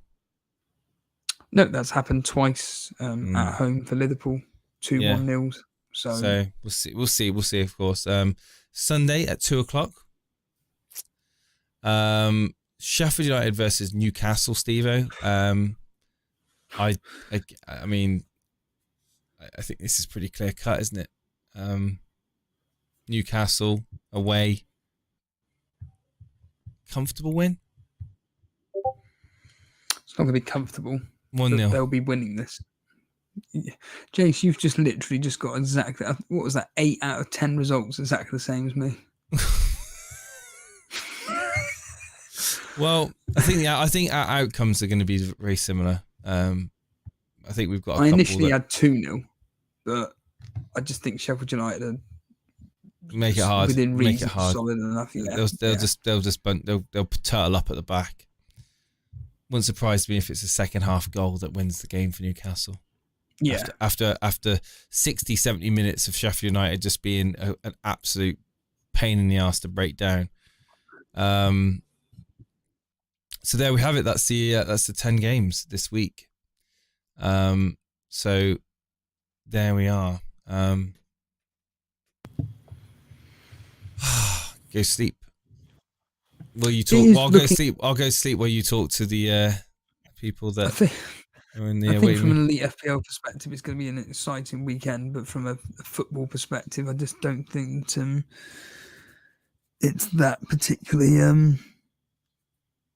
of that interest, to be honest with you. Lots of low scoring games we're going with there, other than, well, Man U, Man City, Brighton at a push, maybe Arsenal. Do you know what? James saying, where do I get my history stats from? They're not stats. It's just literally just me reading off a screen. WhoScored.com. Sponsors of the show. WhoScored.com. WhoScored.com. WhoScored.com. If there's a weekend where you can't do any of the live matches watch-alongs, so maybe next Saturday, because you can't do the 3 o'clocks, can you, on Saturday? No, next week I can. Next week I'm going to be here to do the 3 o'clocks. Yeah. Well, I've got friends coming over next week, staying over our house. So next week then is going to be a complete disaster then, because the internet here is terrible. But anyway. Well, no. I mean, We'll if it's, discuss if it it, off air. yeah, if it's 3 o'clock to 5 o'clock, then I'm sure I can get away. But I won't. I may not be able to do any of the 8 o'clocks though. I can only do. I could do the watch alongs at 3 o'clock to 5 o'clock. But we'll talk about it. We'll talk about it. Yeah, we'll talk about it. Let's see what's going on with the people in the waiting room. Who are we bringing on? Well, seeing as Vijay's doing so well, bring on Vijay. Vijay. 5 minutes. A shout Time out to man starts Dylan, now. by the way. Yeah, ridiculous. Go for it, Jace. You're more articulate than me. Well, I think you go for it. Yeah, so long-time supporter of the show, our man Dylan was part of a podcast the other day. He and his sister were invited on to. I'm gonna have to bring it up on the moderator chat, and of course I can't find it when I. It's Good Vibes or something, wasn't it? Something like that. Yeah. I honestly hate using Discord on my laptop. It is the Good Vibe show. Ah, see, I told you I was right. Vivek Atray. It seems to be some form of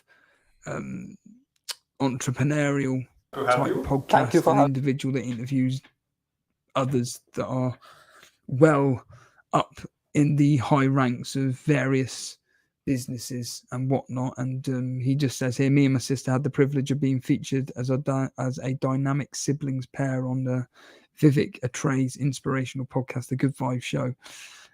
We dive into our individual professions, lives, and travel. It was an incredible experience for both of us, and we'd love for all of you to watch and share your thoughts. And man Dylan has been a part of the Elite FPL family for almost pretty much as long as we've been going. I think he was literally the first person that commented on a live. In fact, here he is now. I'm just put the link in the description. He's actually here. I won't show the video. But no, just a big shout out to you for certainly what you're doing in innovation, and we've got just a testimony to the many talented people that we do have in the community. Certainly Aman and his sister certainly featured on this is a great example of how awesome people are, and it's just nice to see the like I think you mentioned, it's nice to put a face to the name and to kind of understand a bit more about the lives of our community and people within and friends within the community. So yeah, I just wanted to kind of just shout him out because Aman Dylan's been, like I said, a part of the community for a very, very long time, pretty much like our first viewer when we were like way back in 2018, I think it was, when we were going live for the first time on YouTube. And we very much are grateful for all the support, and not only that, but he helps moderate the chat and the Discord. So again, we would be a lot worse off without him being a part of the community for sure. And yeah, we love you lots, man. Good work, man. Good work. Right, Vijay, you're here. Sorry, man. Hello. Can you hear us? Hello, good evening. I can. Thank you for waiting. You come on. You wanted to talk to us about something? What's going on? I just came here to talk, I guess, and hope your day is going well. Yeah, it's not too bad. What did I do today? I did a few things actually. I played Age of Empires 2. I did some design work on the computer. Then I went to what did I do after that? I got myself some noodles for lunch. That was quite good. It was quite an eventful lunch. Just curry flavored. And then I got myself I went to pick up the little one from school, and then went to the shops to buy some butter, an extra loaf of bread, because you can never have too much bread unless you're obviously on a gluten-free diet. And even then you can get gluten-free bread. So, but the highlight of my day so far has probably been talking about TV shows from the 1980s. Interesting. But yeah, how's your day been? The day's been decent. Nothing much happened for me. Not as eventful. Just same stuff. Woke up, did my usual stuff, and yeah, that's it. It's 2 a.m. here actually, so that's. I mean, I don't think really much happened. I went outside, came back, and yeah, it's 2:10 now, and I'm talking here. Okay. Well, what have you got your FPL team sorted out now? Are you all ready to rock and roll? I have. I've made my transfers as well. What transfers did you do? I I did Chilwell to Botman and Bowen to Rashford. Chilwell to Botman and who to Rashford? Jared Bowen to Rashford. Okay, yeah, very good. Very good moves. Good team. Wow. Sticking with them a 1 year as well. Yep. Very Because good. Still going to be top of the YouTube chat league after those moves? I don't think so because many people have wildcarded and they will gain lots of ground this week. So I think I will drop. Pretty sure about that. Well, you are very, very far ahead of the chasing pack. You know, Alex Volo, who was doing exceptionally well, he's 24 points behind you, and then it just gets to 34 points behind you in fourth. So unless you have an absolute disaster, which you won't, you are probably still going to be top, to be honest with you, after this game week. You know, your team is set up absolutely brilliantly. It's very I good, see yeah. that you're benching Saliba and Gusto, but look at the players that you are going to be able to play: Kabore, Botman, and Estupinan. 3 players playing against Johnston's teams that been a can't bit of a score. disappointment, though, isn't he? Let's be honest. Definitely. He's Only got got the one lowest. kick. It's got the lowest save percentage in the league. Do you know that? Shots per save. I think it's like 46 or 47% shots to save ratio, and it's like, Onana's like the second worst, but but certainly he were like going, oh yeah, Johnston is going to be getting the saves for Palace, but he's just been a bit of a disappointment. Obviously, didn't he get a clean sheet? Yeah, he did. He got a clean sheet game week 1, didn't he? It started off well, but then since that game week 1, to be fair, he has had Arsenal, Brentford, and Villa in 3 of those 4 games. So still worth keeping. The fixtures are Fulham at home, Man United away, Nottingham Forest. I suppose you just keep hold of him. There's no need to get rid of him just yet, is there? To be fair. Yep, definitely. As long as Dean Henderson doesn't start randomly in some week, in which case I have to sell him immediately. Have you got a replacement in mind, or are you just going to cross that bridge when you get to it? Just gonna think of it when it happens, I guess. Very good. Okay. I mean, your team's good, all set up, and you're going to be flying high, I'm sure, for many weeks to come, as long as you don't do anything rash and take big hits like me. I think you'll be fine, buddy. I mean, to each to their own, just enjoy the game. You're going to be captaining Haaland 100%, yeah? Yeah, 100%. Okay. Well, what do you think if I went Højlund? What would you say to that? That would be nice, captain. Burnley will probably concede 2, I guess. I predicted a 2-2 on Super Brew, actually, so I think it will be a 2-2 draw. And I think who's going to be scoring for us? Højlund. There's no way in hell, Vijay. You've got time. Change that result now quickly. Just change it to 2-1. If that game's 2-2, I'll eat my microphone. Okay, let's. Anyway, we'll probably get someone else on now. So, Vijay, man, thank you again for showing us your team and coming on to tell me about your day. And I'll look forward to speaking to you when you're top of the league for the next call-in show on the next preview, probably. Okay, thank you so much. Cheers, Have a nice man. day. Cheers, Good dude. luck. Good luck. You haven't put the timer up, Jason. No, I know. I didn't put the time. I know. In all seriousness, Vijay is doing legitimately exceptionally well. It is ridiculous. Look, we can all laugh about things and everything, but he is 955th in the world. He's doing better than us. He should be starting his own YouTube channel and giving out information because he's doing so well. Oh God. Oh. Hang on a second. Bring in the next person, Steve-O. Yep, it'll be Warfare next. Bring him on. Hello, Warfare. Hey, good evening. Good evening. You have 5 minutes, but more specifically, 5 you've minutes. got a very, very, very good team for this game week. Very good. Well, the only reason I came on really is because Firetalk called me out, said, well, guy does get in voice chats. I said, fine, okay, I can do that. Oh, this is a wild card. Yeah, so maybe you've got questions for me, I guess. Why Edward? Why not? Do you know why? I'll tell you why right now. Because I've got him in my draft team and he's annoying me. Because he's getting a lot of points and I'm not getting anything in this team. So I said, you know what? I'm going to take a punt, get him in my main team and see what happens. How much is he? 6.5. No, 5 something, isn't he? Yeah, I think 5.6. Yeah, why not? Why the hell? You tell me, why the hell not? He got me, I think, in Crystal Palace. He got 13 and then 8, something like that. Something ridiculous in the last 2 game weeks, and it's just pissing me off. He's wearing a Crystal Palace shirt, that's why.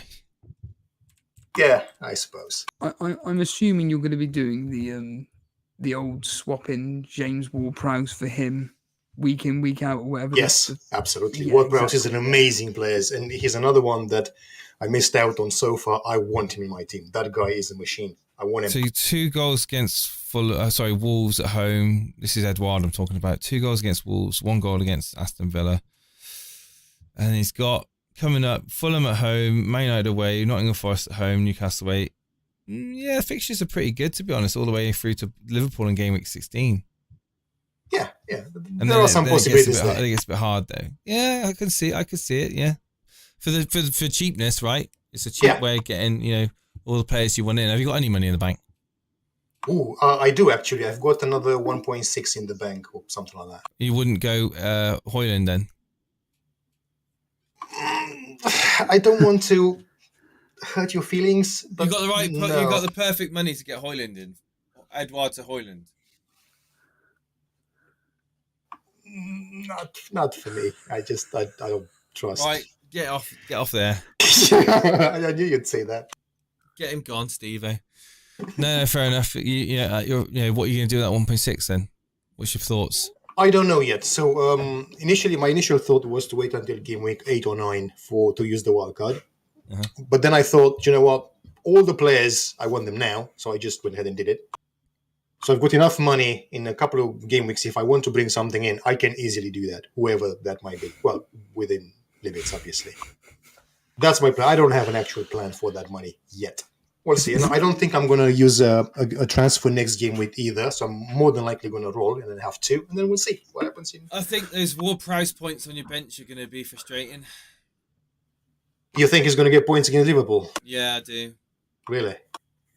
I see him scoring a goal. Wouldn't surprise me if Ward-Prowse puts a free kick in. Ooh, that throws a bit of a Put it this way, I think that Ward-Prowse against Liverpool is going to have I think he's going to have a lot more space than Edouard against Fulham. Okay, so between these two, you think I should probably be playing Ward-Prowse and bench Edouard? Yeah, Don't listen to him. Yeah, I would. Yeah, I'd play. Yeah, that's a fair shout. I'll probably just go ahead and do that then. See, there is some variant coming onto voice. There you go. Yeah. Never question. Steve I would didn't like it. Steve didn't like do it. it myself, but No? apparently, One Life Soccer is a helper of yours, according to Firetalk. Is this correct, Warfare? How would I put this politely? Because we are live. Shut up, Firetalk. No, it's not. Yeah. I haven't seen One Life in more than... How's Firetalk doing that, the FPL at the moment? That's a good question. How are you doing, Firetalk? Come on the show. Talk to us. That would be a good idea. So you guys are split right now between Edward and Ward-Prowse, right? Right, Steve-o. Be quiet. No. Be quiet a second, Warfare. Steve-o, look at me. Look at the camera. Yes. Rock, paper, scissors. Ready? Best of 3. Oh, Ready? I need to get the Explorer. What, you get the rules out? How'd you play it? Ready? Ready? 1, 2, 3. Right. 1, 2, 3. 1. Right, hang on. And we'll not look at the camera because we're going to be delayed. Don't look at the camera. Ready? Okay. Count to 3. 1, 2, 3. Ready? Ready? 1, 2, 3.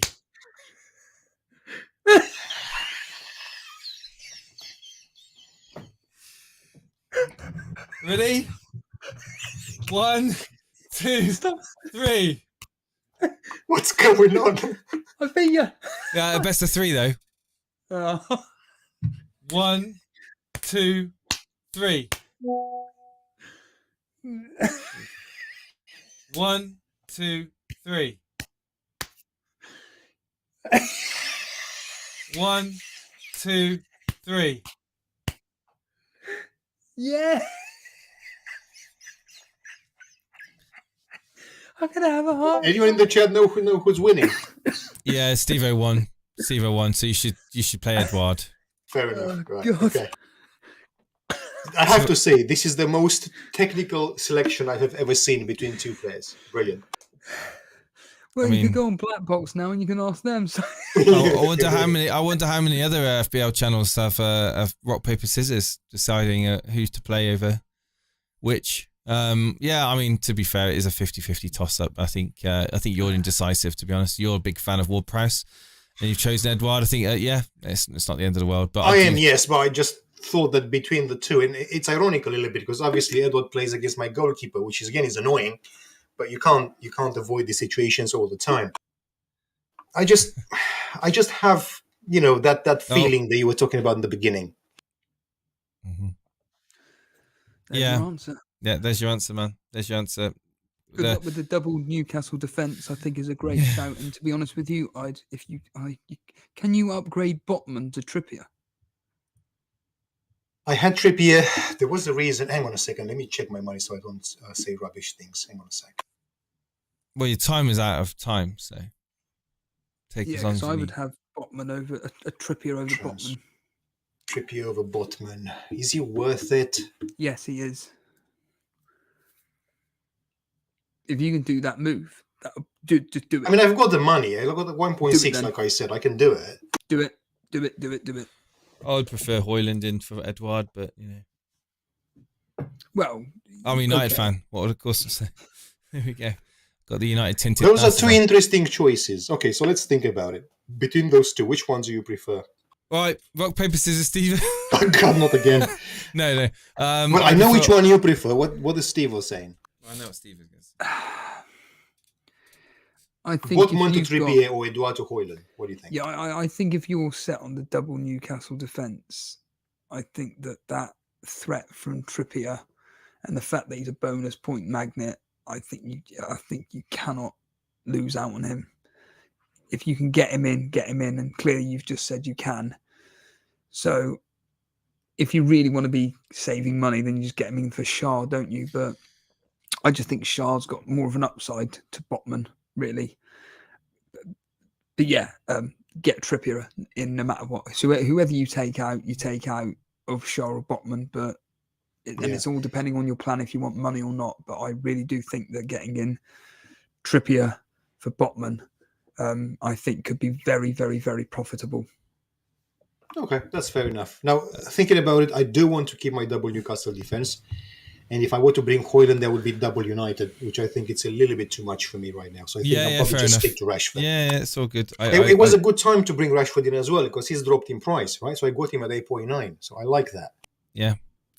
No, I think you've got the right mindset. So go with a double Newcastle. Yeah. And right. Thank you so much, Warfare, for coming on. Thank you very much. Always a pleasure. Bye.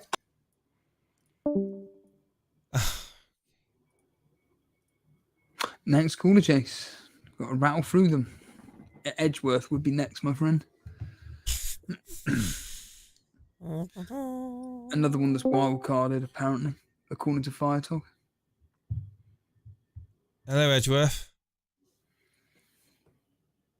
Sorry, I am here. Sorry. But I've done my wild card. It's up a bit. You've done your wild card. You've gone for the trap and Doku. Yeah. You've got That's not a trap. That's a very good pick. Flecken, Botman, Trippier, Mitchell. Mitchell.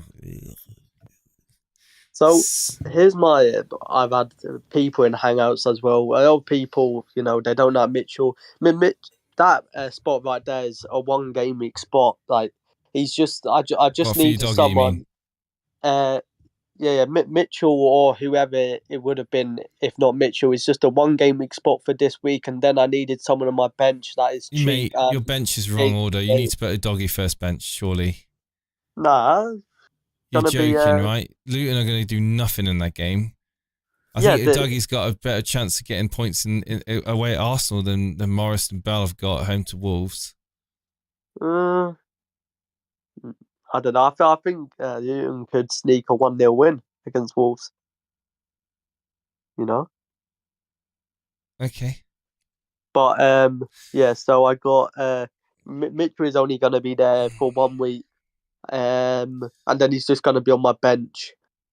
And Doku, I'm going to go for Doku for 2 weeks. And then when Spurs' fixtures changes, I'm going to bring in Maddison. I don't get the Doku hype.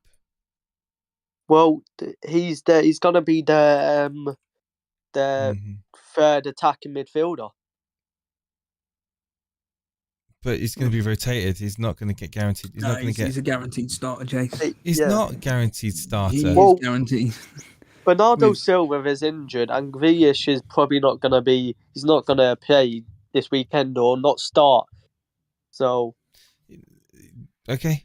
I mean, just wait for Pep to play one of the other kids. He did it the other week, didn't he? He played. I have to find it. Hang on. Just talk amongst yourselves.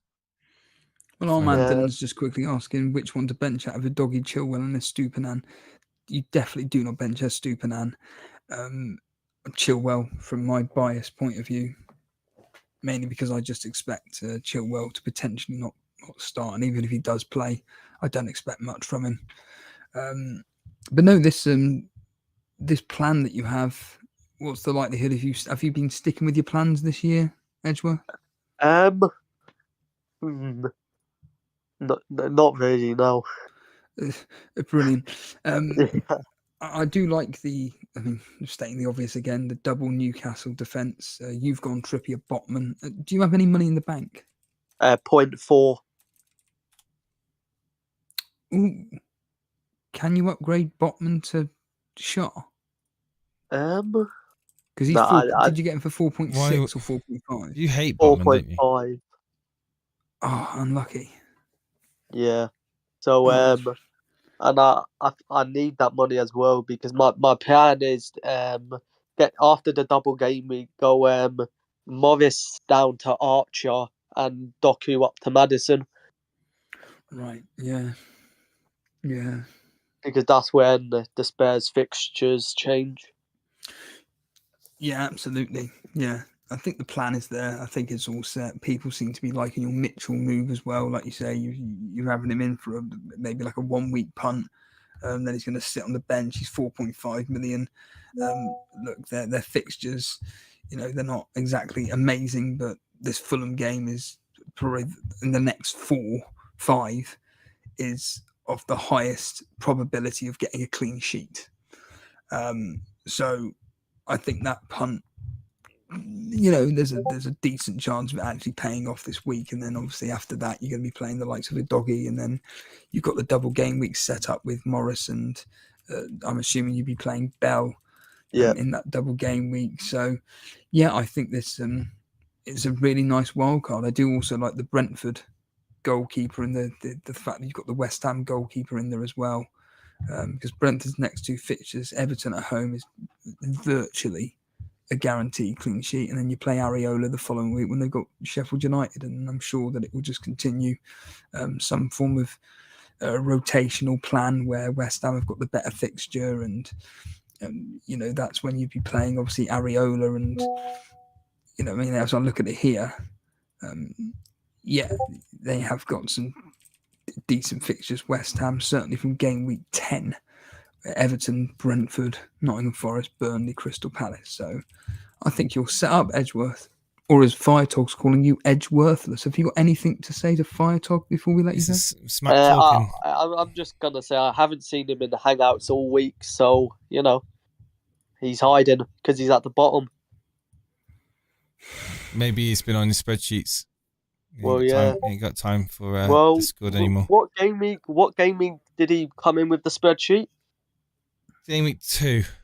I haven't seen any improvement from him in game week 2, so maybe he should get off this spreadsheet. Thank you, Vijay. Good night. I don't know why you're up at 2 o'clock in the morning. Apparently, the barrage of shots have been fired back towards Firetog. Apparently, you're doing very well with the UEFA Champions League predictor.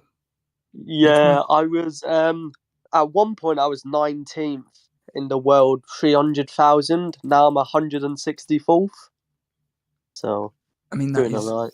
I mean, admittedly, it's only Group 1, but incredible. Incredible. Yeah. Very, very good. And hopefully that you win it, and then you thank us for WhoScored.com's history, even though it's Champions League, not anything else. So yeah, righto. Well, see you guys. Cheers, Mr. Edgeworth. You take care, my friend. You too. Catch you soon. Good luck with the wild card, is what I say. Yes. Genuinely, and good luck with the Champions League predictor, because it's always good to know that there are people in this community that are just storming it in other competitions. So, who's next? We've got one more, haven't we? Got one more caller, and that'll be the end of the show. Cal! Can you hear us, Cal? I can hear you loud and clear. How's it going, dude? Yeah, all good. You had a good day? Did you have a nice day today? Been working? Yeah, I've been working, but it's a weekend now, so... It's the weekend now. Did you finish early on a Friday? No, I'm a teacher by trade, so it's one of those things. So you finish, roughly about 4:30, 5 o'clock? A bit early, about 4 o'clock on a Friday. You're just about... so there's a bit of... Just as the rush hour starting then. Yeah. I've made a big mistake. I tried to look at this WhoScored.com, and I've gone to a site that is quite illicit. So I think I've made a spelling mistake. Oh. Yeah. Yeah. Oh, well, okay. It's amazing, isn't it? What can happen if you put the wrong letters in? WhoScored.com is Steve-O's source of history and player stats, I think. It's a good one day, I may actually just stick with the history and just choose my team based on it if I ever have the cojones to do so, Jace. So it does do very, very well. Well, if you were allowed to have multiple teams in FPL, then certainly I would advocate you to have a team purely based on history and calling it the history team or something like that. Purely original name, of course. Yeah. What do you teach, by the way? I'm very interested in knowing. So computer science is my specialism, but I can also teach business and economics. Very good. We certainly need more young people knowing about business and economics and well, pretty much everything like that, because I think there's, without going into a tangent, the world spits them out and they just really don't know what they're doing when it comes to personal finance and having control of their own money, essentially. Certainly, but going back to FPL, your team's up on the screen. Have you done any transfers? Yeah, so this is transfers all done. I've none left for this week, but I'm plotting to go to Salah in the future, but I'm wondering, considering who to get rid of next week to enable that. I know exactly who Steve is going to say out of that team. starts with foe, ends in N. Oh no, Foden is a Salah swap, but I've got 4.4 in the bank and I need to get 0.6. I could sell Cash or Gusto to get it, so that might happen. Well, Gusto then. Although you've got Antonio. Yeah, you got Antonio. I was thinking Antonio straight away. Yeah, but I'm considering just dropping him down to Morris just for the game week hype, and just my initial plan of Lyle Foster has gone out the window because he's got carded. Mm. But if you want to have faith in, if you really are considering a Burnley asset in that particular game, all that double game week. I'll tell you what, if Jay Rodriguez starts tomorrow, which there's a decent chance he could. Oh, he's 5.3. Firetog saying very quickly, Cal sounded like a flight controller. I can hear you loud and clear. You can start your descent. Yeah, that's far too often standing and speaking. Yeah. In terms of formation for this week, do I stick as is? Do I vary it? I'm quite torn because Bowen's out. Because I was running 3-5-2, but now he's gone. I don't think he'll start. I'm not too sure what to do in terms of layout. I think you've nailed it. I say that. Could you replace Antonio with Gusto or play Doggy ahead of Gusto? Do you know what? Do you know what? I'm going to go out right now and say Antonio away at Liverpool should be playing over Gusto at home to Aston Villa, 100%. He's not done too well. Play the attacker, man. Play the attacker. Always play the. If you've got like a West Ham have been doing fairly well. I know Bowens is going to be out probably. So I get your thinking, but I do think that Antonio, he outscores Gusto. I think Aston Villa get a goal in that game. I don't see Chelsea keeping a clean sheet against Aston Villa. I really don't. And I think that as soon as that Gusto clean sheet's gone, wait, you're not getting any points from anything other than the clean sheet from Gusto, really. So I think at least with Antonio, you'll probably outscore him even if he doesn't get a goal. Yeah, I mean, I've thought that's probably the move to it, but I've still been over just. I think the upside is just slightly more on Antonio. I mean, it's not a million miles more, but I think it's a slightly all things considered. I've got a Doggy on the bench as well, and I've said to Ben on Discord that if Arsenal keep a clean sheet, I'll throw a fiver at this stream just for the sake of it, just to. Because I'm pretty certain it's not going to happen. But you're better off just taking the fiver and ripping out because we ain't going to see any of that. I think.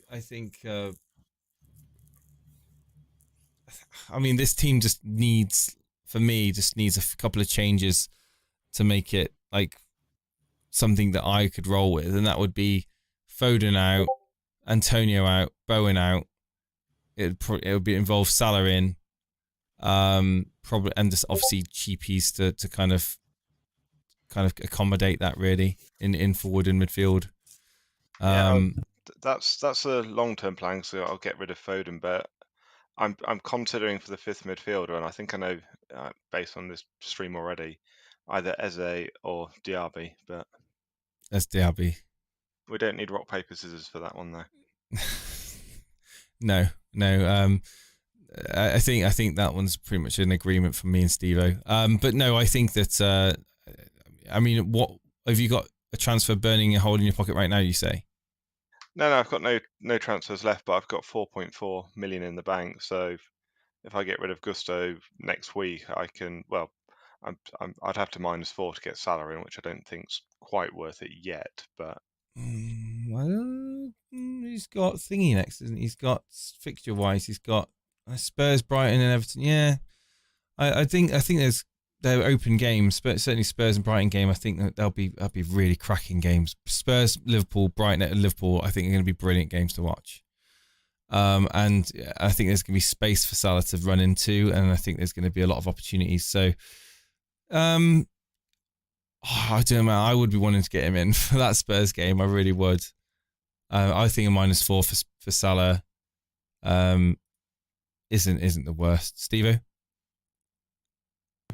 I think this week I'll hold off anything. I think personally play Doggy ahead of Gusto. Oh wow, Doggy! I really do. I just think to hell with it. Go for it. Not Antonio. No. Well, no. You could then play Antonio ahead of Cash, and play a 3-4-3.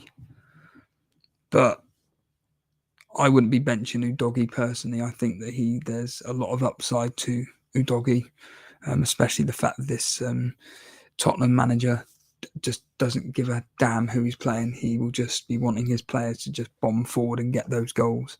And Udogie is going to be somebody that's going to relish in that. And like I said, Arsenal, despite being defensively solid enough, I think they can be got at. And I think that if Tottenham really want to go for it, which they will do, certainly they could be very, very profitable with their returns. And I think there's just more upside to Udogie ahead of Gusto, because I really do think that Aston Villa and Unai Emery will just be like, guys, this is Chelsea, Watkins, Diaby, Diaz and McGinn, whoever, have some fun against Chelsea. This is, in fact, I think this game for Aston Villa is actually the first game this season.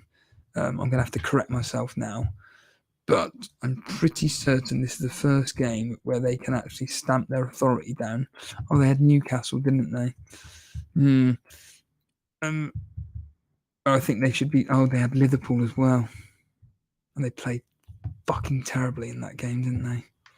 They've been really tricky because the fixtures are swinging for them, but their team, like Cash, is flip a coin. You either get -1 or you get 15 at the moment. Well, exactly. Chelsea are there for the taking. I think just go for it. Fuck it. Go for it. Just stick in Udogie and sack off Gusto.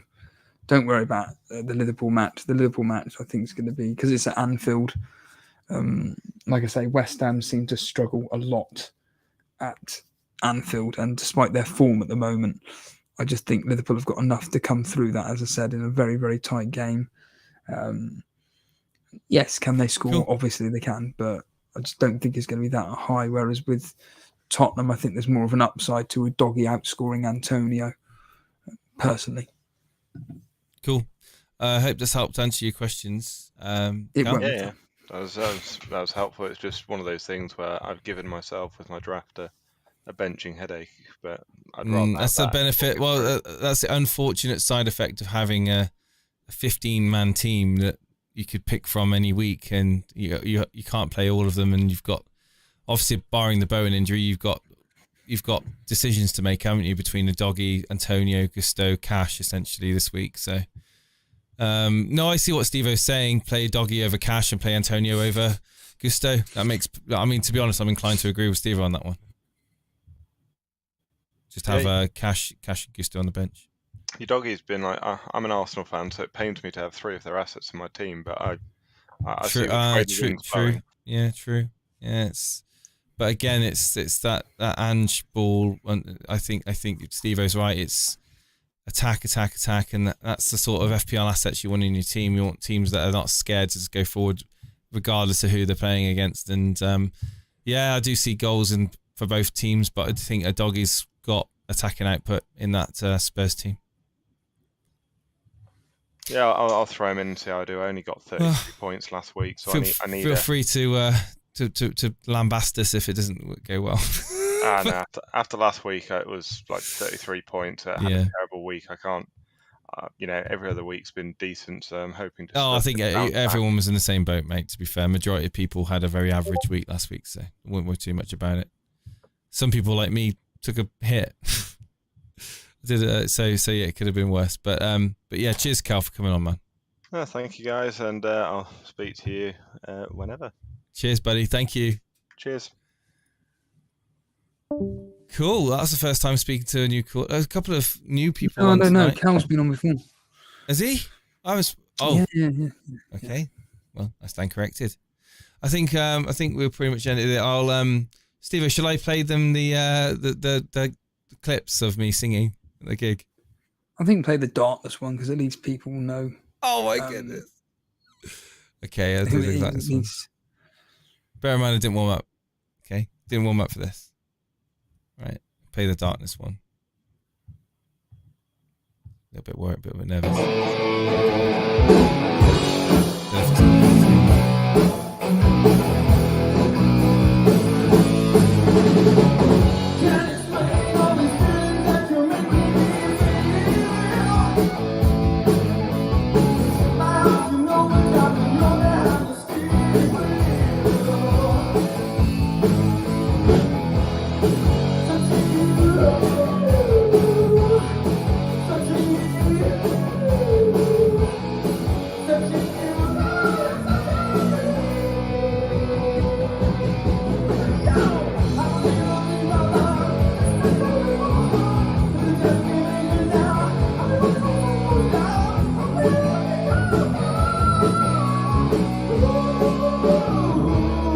First one's always the hardest one, right?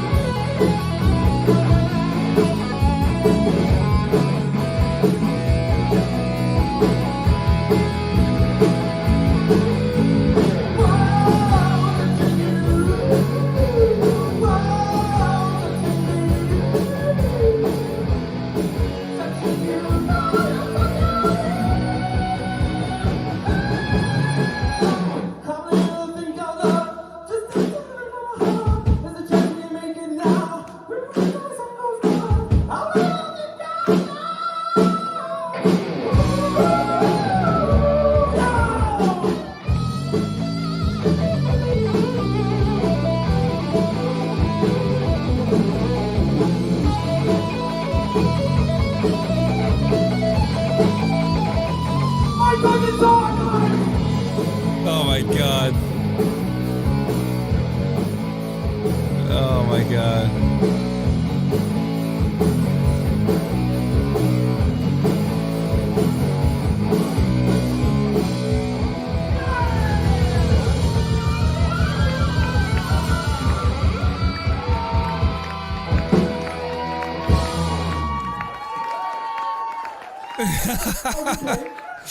Oh, it's fun. It was fun. It was fun. It was a lot of fun. And there we go. Cleared some people out before the end of the stream anyway. It's good. Right. On that note, wish you farewell and see you tomorrow evening for the Burnley versus...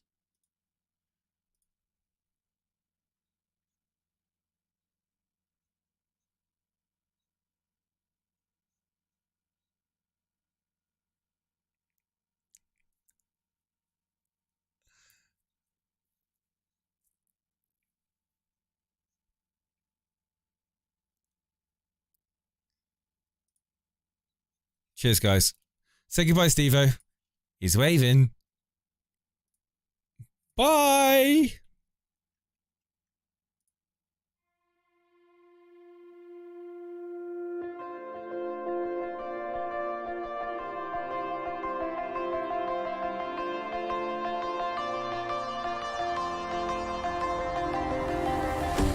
Oh, I saw you